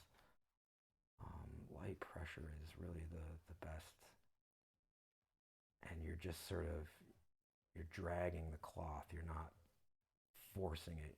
You're just sort of dragging it across the surface of the item. You'll start to see like a shine that you just will not see no matter how many times. You know, this is just started, so it's not completely covered, but very soon this will be completely wet and dirty, and there is just no way to get a part fully clean without using a secondary rag. But again, back to the buffing wheels and stuff.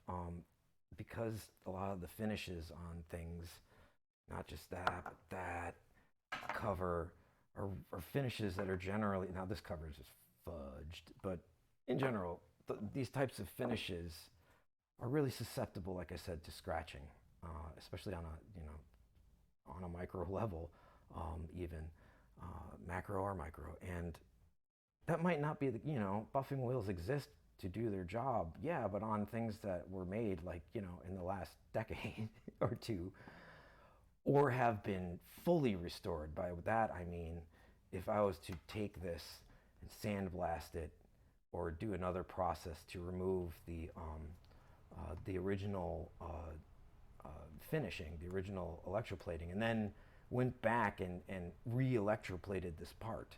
So stripped it down to bare metal, to base metal, and then re-electroplated this part. And that's what finishing means. Finishing is either plating or anodizing or painting, whatever you're doing to process, or bluing, whatever you're doing to process the base metal to put a skin on it, basically. And that's either as a protective against corrosion, oxidization, or it's to make it pretty. In the case of this guy, it's to avoid corrosion, because as I keep saying, this should be clean, right? This part needs to be clean. And if it's not clean, it's not as efficient. And in order to keep it clean, you design it in a way in which you reduce the possibility of corrosion and tarnish, and so that would be to plate it.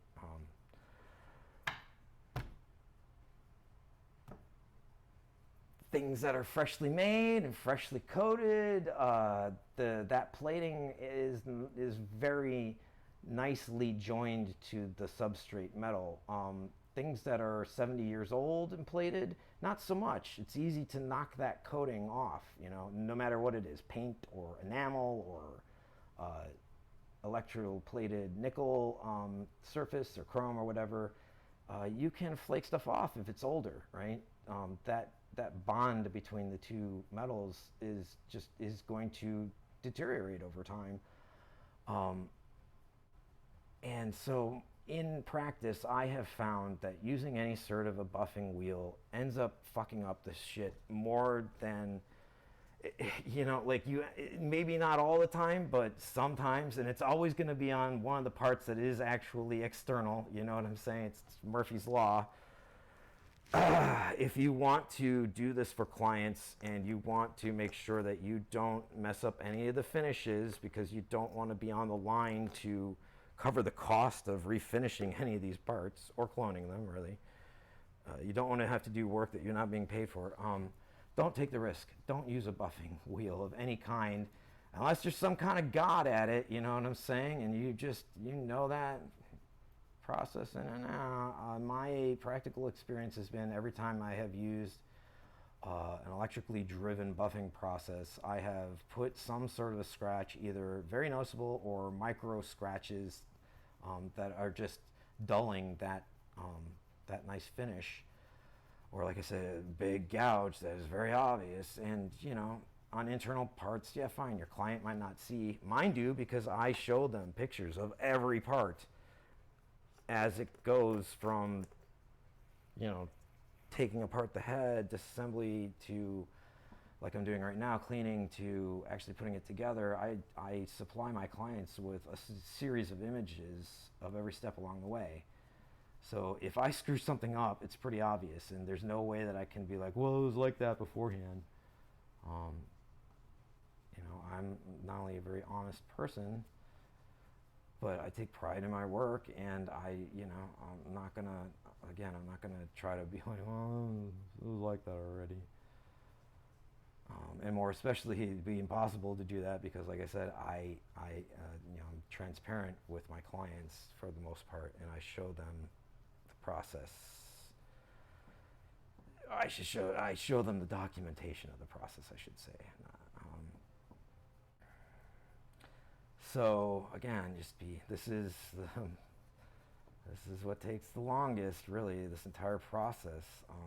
This is what's the pain in the butt. It's not making the coils, like I was saying earlier. It's not understanding how to take them apart, putting them back together again, or doing the wiring, or it's cleaning the parts. It's a pain in the butt. It's like, honestly, I should just hire somebody to do this, but then I would have a bunch of missing parts, I think. What I'm doing is holding the pole piece like this, and I'm sort of flossing it. But you do want to run part of the rag through that is wet, flossing it like that without initially getting some polish in there does nothing. You actually have to break that shit up a bit with the, sorry, I shouldn't swear. You have to break up the tarnish and stuff a bit, and glue or whatever's in there with the polish. And then you can run a clean rag over it many, many times, but you really have to get in there with the dampness. So be mindful of that too. Also, don't use the same section of the rag too much, because you'll just be redistributing the dirt that you just removed right back onto the part. It'll be self-exciting. And that's what I was really I should have used that terminology when describing AC impedance, because that's really what it is. It's the coil's generating a field, and then it's exciting itself again with that very field.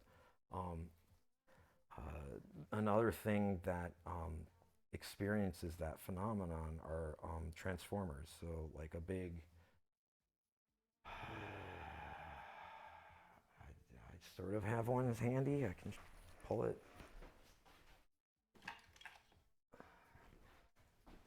This is a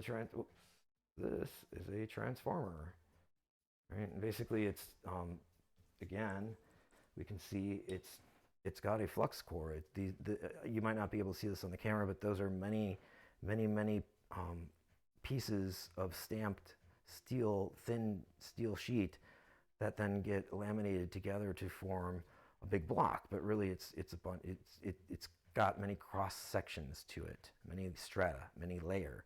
That's probably, I don't know, maybe 25 or 30 layers, definitely 20-ish of steel, ferrous steel.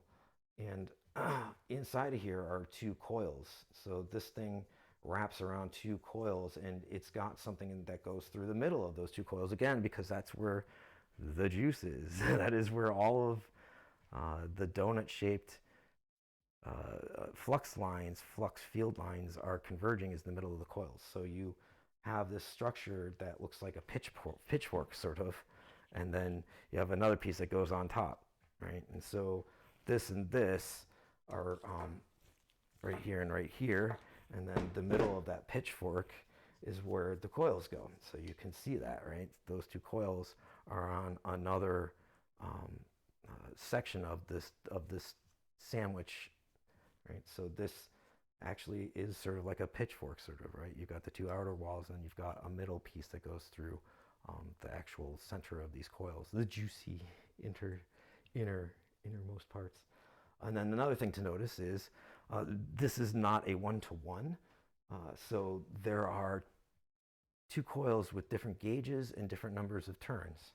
And that's how you convert a voltage of one value into a voltage of another value. And the ratio of the turns are what determines if it's step up or step down, and how much that difference is. Okay, so back to what I was talking about. If I can even get there. Transformers. Oh, yes. Self-excitation, right? It's sort of this AC impedance concept, but there's another phenomenon here, and that's why I brought up the transformer. If you hook up a multimeter to a transformer and power that transformer, and then switch off the power, you'll notice on the multimeter that you're still getting an output, even past the point in time that you have cut the power to the primary coil of that transformer. The secondary will still read voltage for a small period of time. And that's because it is self-exciting.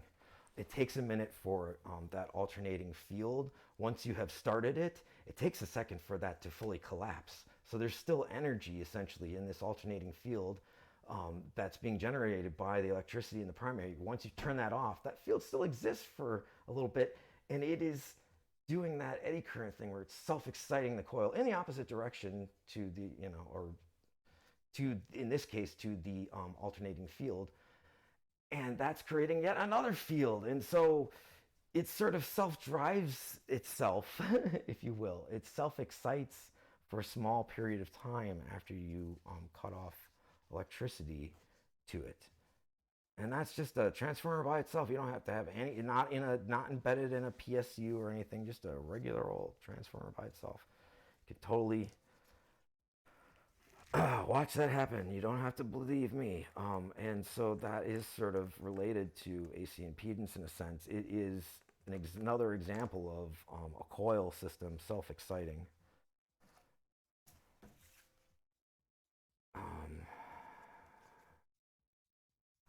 And in fact, while we're on this topic, some circuitry some components are very, like op amps can be very sensitive to brownout conditions on their main power lines, not on their input or output, but on their mains, their plus and minus rail. If you have a brownout situation, you can damage those guys, or on other components too sometimes. So like for instance, in the Roland TR909 drum machine, there is part of the circuitry for the PSU is a brownout detection and prevention. So once the PSU detects that you've turned the unit off and the transformer is powering down, it's still self-exciting And so the voltage doesn't just go drop to zero, it sort of linearly, or again, it's probably an exponentially, but it has some release to it. And so in very sensitive circuitry, you will have a brownout for not only that condition, but also for if your electricity itself, if your mains, if you have a brownout on your mains, sort of for both,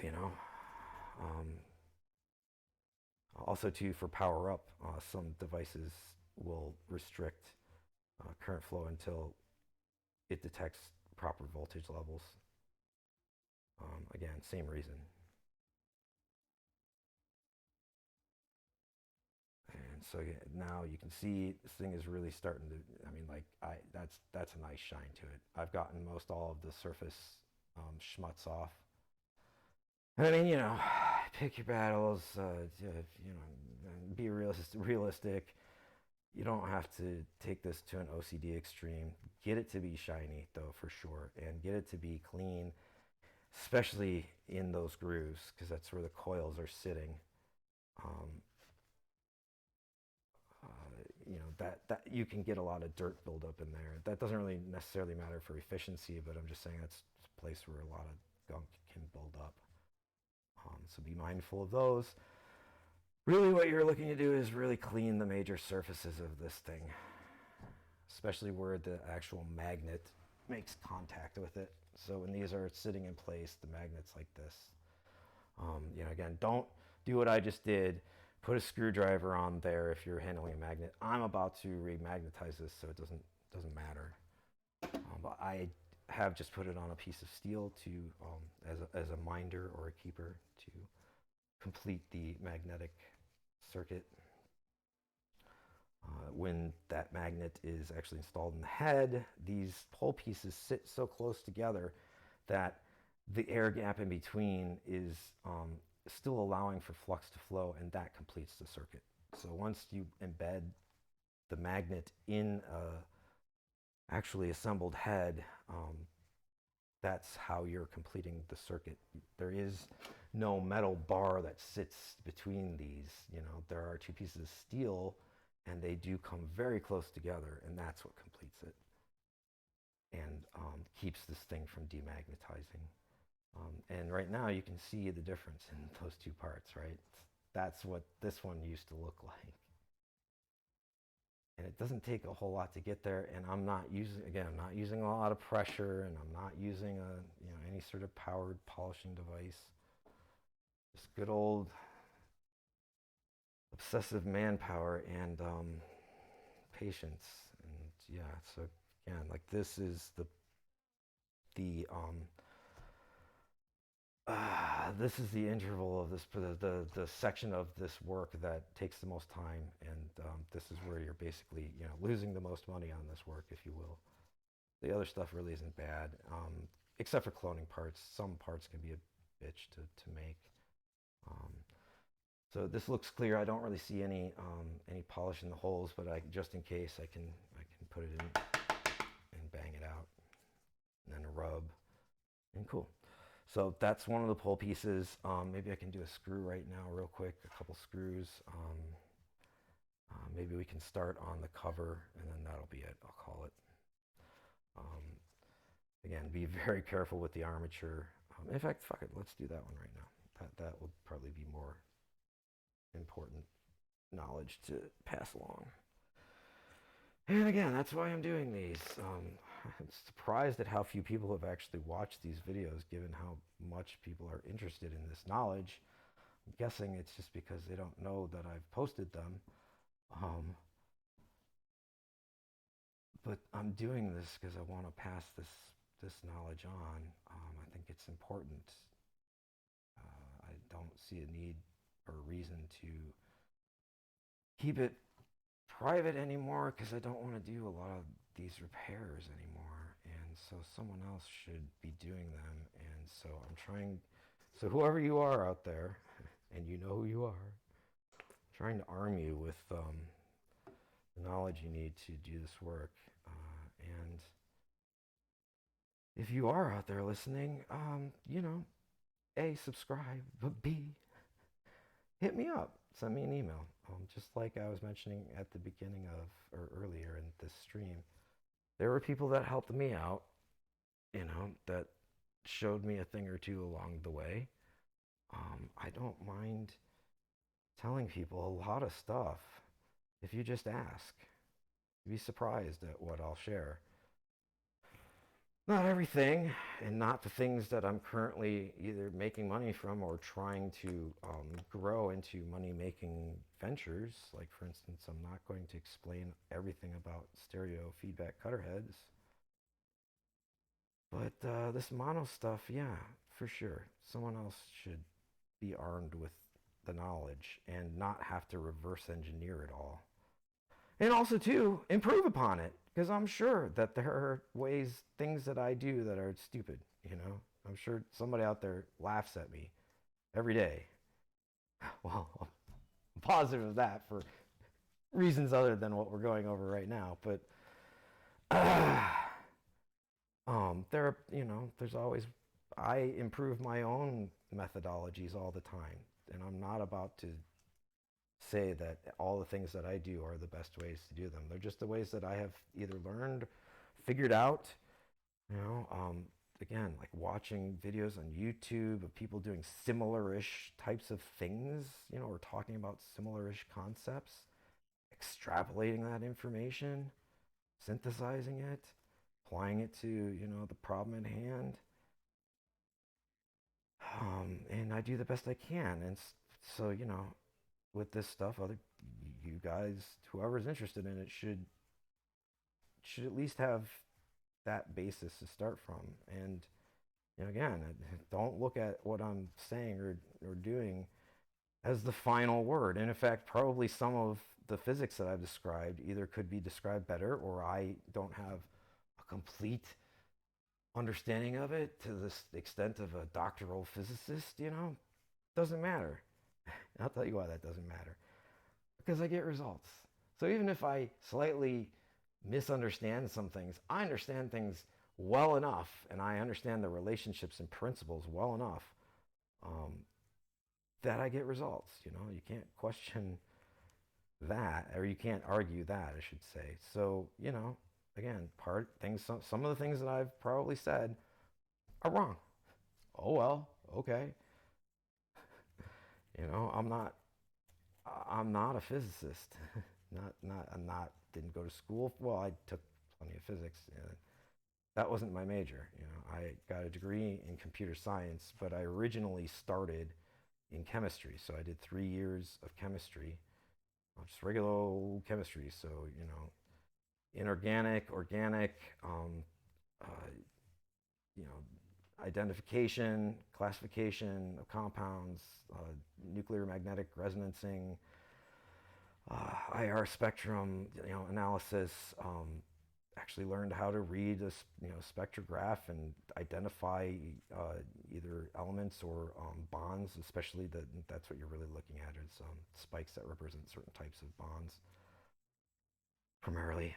Anyway, yeah, so I originally spent 3 years in a lab and definitely took 3 years of physics and 3 years of math, calculus 1, 2, and 3, and differential equations, linear algebra. But I'm not a trained physicist, so some of my understanding probably is a little hazy or incorrect, or maybe I'm not explaining everything, but I understand the principles and the relationships well enough, and spent as much time as I care to understand them, to the point of getting results. And so the point I'm trying to make is, you should do the same. Don't worry about what other people say or think.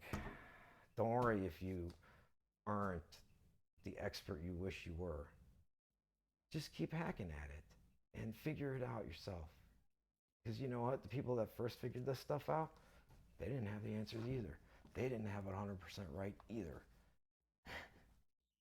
They just kept at it. They were persistent, and they were aware, self-aware, and they made their course corrections, and they got from A to Z, and they finally unlocked the principles. But along the way, it's understanding the relationships between things and identifying the underlying factors. So don't give up. Don't even concern yourself over not knowing everything. Figure things out. In fact, when I do some of my R&D work, I specifically don't look up some aspects of certain things. Like, for instance, a lot of the things I discovered about the BLDC motor that I made, I did not look up. I could have pretty easily done that, but I wanted to figure it all out, and I trial and errored, and I assessed, and I sorted out a lot of the stuff, some of which I could have just looked up, but I didn't want to, because that's just too easy, you know. So be persistent, don't give up. Don't worry if you don't have everything 100% right at the get-go. Don't let your trolls or your haters or your detractors take you off course. Believe in yourself and just put in the hours, you know. So here I'm going to do the disgusting part. So I'm covering the other end with the rag so it doesn't just blow everywhere. I'm going to do both holes.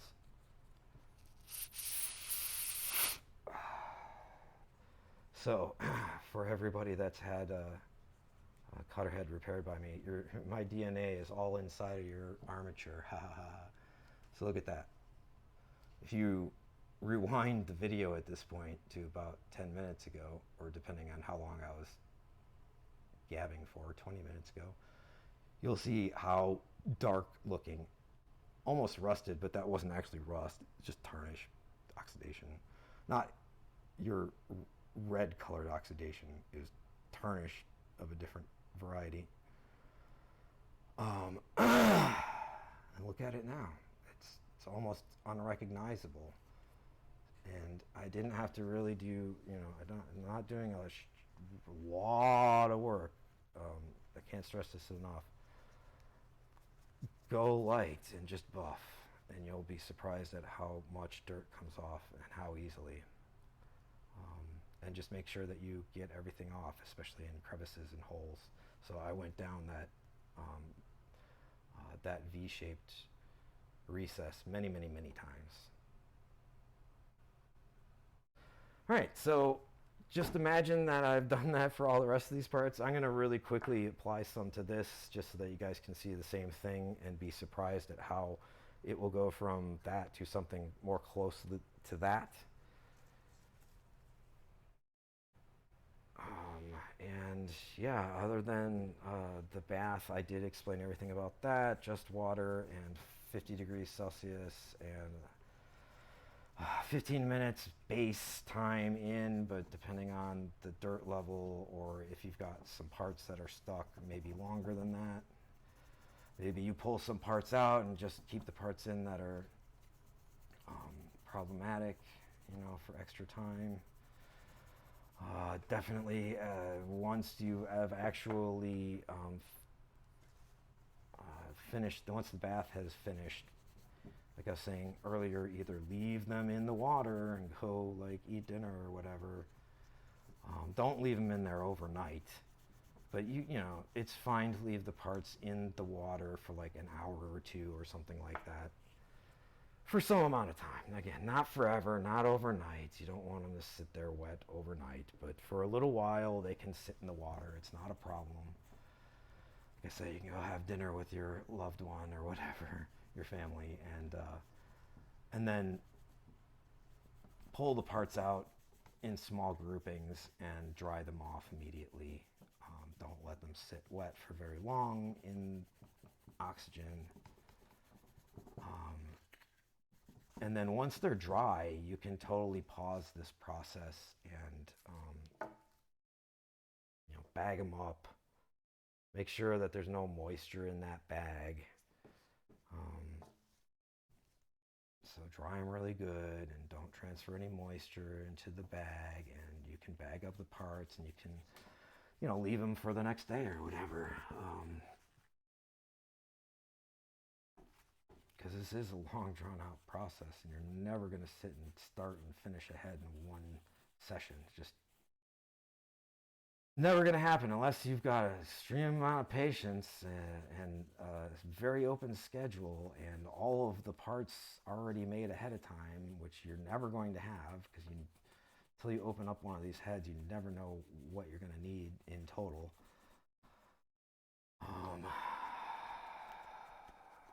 You never know which screw you're going to have to replace or whatever.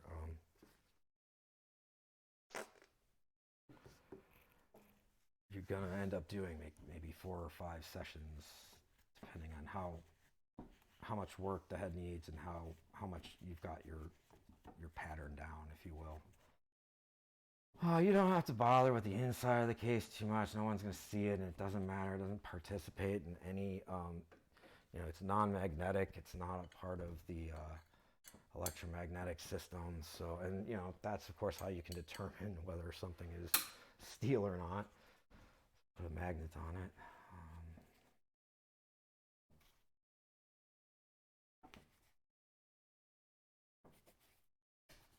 Yeah, you definitely want to, in this case for the cover, it's really just prettying up the outside for your client. The inside doesn't particularly matter. At the same time, if it's full of crud, you don't want any crud to get into the work that you just put into the head and cleaning all the other parts.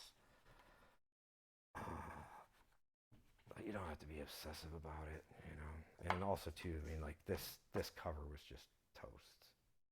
You can see its finish is just, barely there. So what I would say is it has character. Actually, I think I'm gonna go at it one more time with a little bit more polish. So yeah, some parts are gonna definitely take way more polish than others. Screws are pretty easy to do. Maybe I'll show one of those real quick.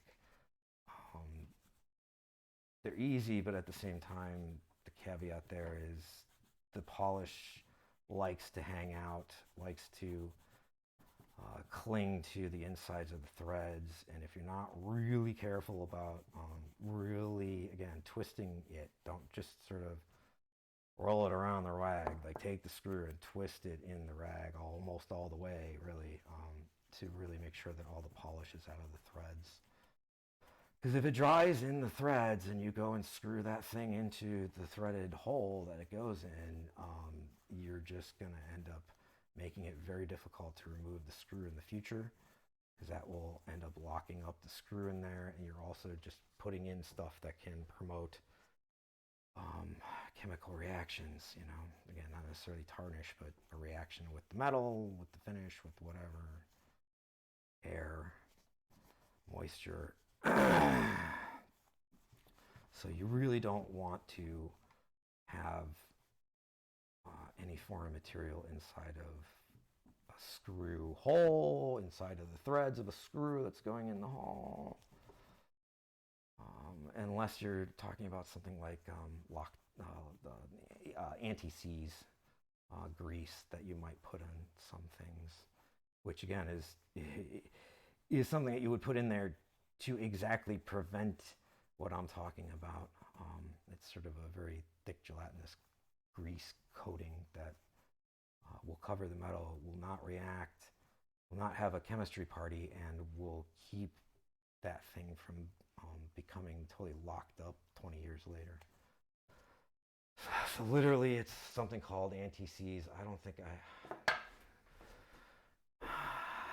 think mine is in my garage right now. Yeah, my tube of it is in my garage, but you can find this stuff at, probably not Home Depot, but like your Harbor Freight will have that sort of, we'll also have stuff like marine grease, which is pretty handy. But they will also have this stuff called anti-seize. So that's about as good as it's going to get. It's never going to look like a showroom floor, but it definitely looks less cruddy than it used to, and it feels nicer than it used to. There's actually some smoothness to it. It used to feel like it looked, pitted and gross. I could probably get it better if I worked on it for a million years, but really better is just another way of saying I could probably remove all of the finish and get it down to base metal, and in which case it will be shiny, like shiny aluminum, because that's what it is an aluminum amalgamation. But yeah, who cares? Why waste your time? Just send it out to have it refinished if you really want that. This is as good as it's going to get by hand polishing, though. All right, we'll do one screw real quick, and then I'm going to call it. And I'm going to download this stream. I'm going to post it to YouTube. So if you didn't see all of this, or if you want to watch it after it gets deleted from video on demand here, check out my YouTube channel, and please do subscribe to me there as well. So sometimes, depending on the size, shape, length, blah blah blah of the screw, and also too, it's usually easiest to do this with matched screws. You can do more than one at once, like I'm doing. So I just put two in a blob of the polish, and I'm going to roll it around in there. And again, I'm not going to try to put a lot of pressure. I'm just like trying to drag, not force, not really push down hard, but just sort of easily drag. And also too, not just in one back and forth direction circularly. You want to do it in a circle. Oh yeah, by the way, on YouTube, they are really good with closed caption. So if you don't understand, if English is not your primary language, please turn on closed caption, because they actually have been doing a really good job. Their whatever code that they're using has had significant improvements made to it. So if you do not speak English as your primary language, please turn on closed caption. It might be easier for you to follow what I'm saying that way. All right, and then like I was saying before, you really, this one's harder to do because it's so short, but you really want to turn the screws, not just, roll it around in there, but get it on the rag and turn it and make sure that you got all the crap out of the threads.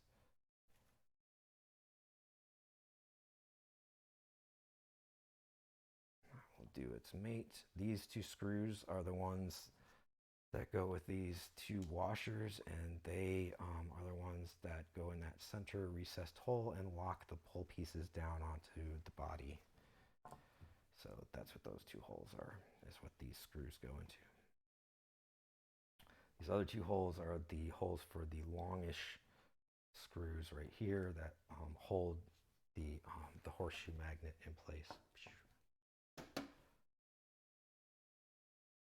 And the ones that the armature are mounted are these for the actual set screws that hold either the center pin and the springs, or this set of screw holes, which, like I was saying before, are for the extra set of set screws that lock the other ones in place, because you do have to do some amount of calibration, if you will, to those to get those two springs to be exactly right. Once they are, you want to lock those into position. And by the way, when you're disassembling one of these heads, those screws are usually the ones that are the toughest to get out. Also are the ones that someone else has messed up the slotting on, trying to get it out wrong. So a lot of times you'll find that the tops of these are partially or halfway broken off, which makes it really tough to get out. Use the bath a lot to try to free one of those screws. If it just doesn't move at all and it's stuck in place, you have to basically pull this piece off, mount it up in like a drill press or a CNC machine, tap out that screw. Use a very small diameter end mill and put a hole all the way through. Once you have a hole all the way through, you can stick something in that hole and unscrew it. So that's typically how you have to deal with set screws that are stuck, by the way. Those are way too small to use any commercial off-the-shelf screw extractor that you put on like a drill. You know, that's what everybody says to me. Oh, she's doing, yeah, because that hole is like friggin' 5 times smaller than the, you know, the tip of the functional area of those screw extractors. Are for much larger holes. So those don't really help. Like I said, you put it in the bath and you'd be surprised after maybe a half an hour, some things will actually either loosen or come out on their own that were impossible to come out before, or you can use some chemicals to, you know, sit overnight to you know, impregnate the threads and to loosen up the stuff. That doesn't always work. Again, the final, the thing you want to avoid, but if you have to, the final alternative is to actually tap out the center of that thing, in which case you need precision machining capacity to do that, and then stick something in, like a very small rod, you know, pin. Sometimes you can put in like an etching bit that has only an etching bit that has a very narrow angle to it. It's not like, you know, something wide, but something that like a 20 or 30 degree angle to the tip, and you can put that in the hole. And the reason why etching bits are sometimes good is because they'll bite into the sides of the hole. So when you start to turn, it will really actually actuate that stuck screw. If you just stick in a rod and you don't have really good, if the rod is not a perfect match for the hole that you just made, then you're just going to be turning it inside, and it's not going to go anywhere. So sometimes it's good to use something that can bite in, but be very careful, because if you sink something like an etching bit too far into that hole, you'll cut through the thin sides of the screw, and you'll actually cut into the threads, and you'll, as you're turning it, you'll be removing the tips of the threads. So don't do that. Do that if you're an expert. Try to match up some sort of a rod to the hole if you're not an expert, you know. But if you are a very good machinist, then you can use something like an etching bit in that hole to move the thing, because again, it will actually bite into, don't stick it in too hard, but stick it in lightly, and it will bite into the wall of the circular wall of the hole you just made. Don't stick it too far so it bites into past that and into the threads, but just a little bit, and you can turn out a screw. So on that note, with that last piece of wisdom passed along, I'm going to save the rest of this for another time, and I will stop the stream. And I will see you guys next time. Like I said, upcoming will be making the coils for these two heads, the air coil, and then the 2 coils on bobbins for the 1D, the air coil for the 5C. Reconditioning those 2 magnets, so these 2 guys, you know, polishing them and reconditioning them, and then measuring and then reconditioning, and then final construction and calibration and bench tests, and I will probably show you guys most of that too. Thanks for watching. I really appreciate it. Thank you for your interest in my work. You know, please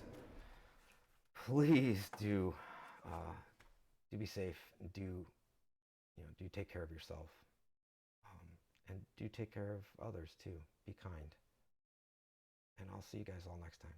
Thank you very much for joining me. Namaskar.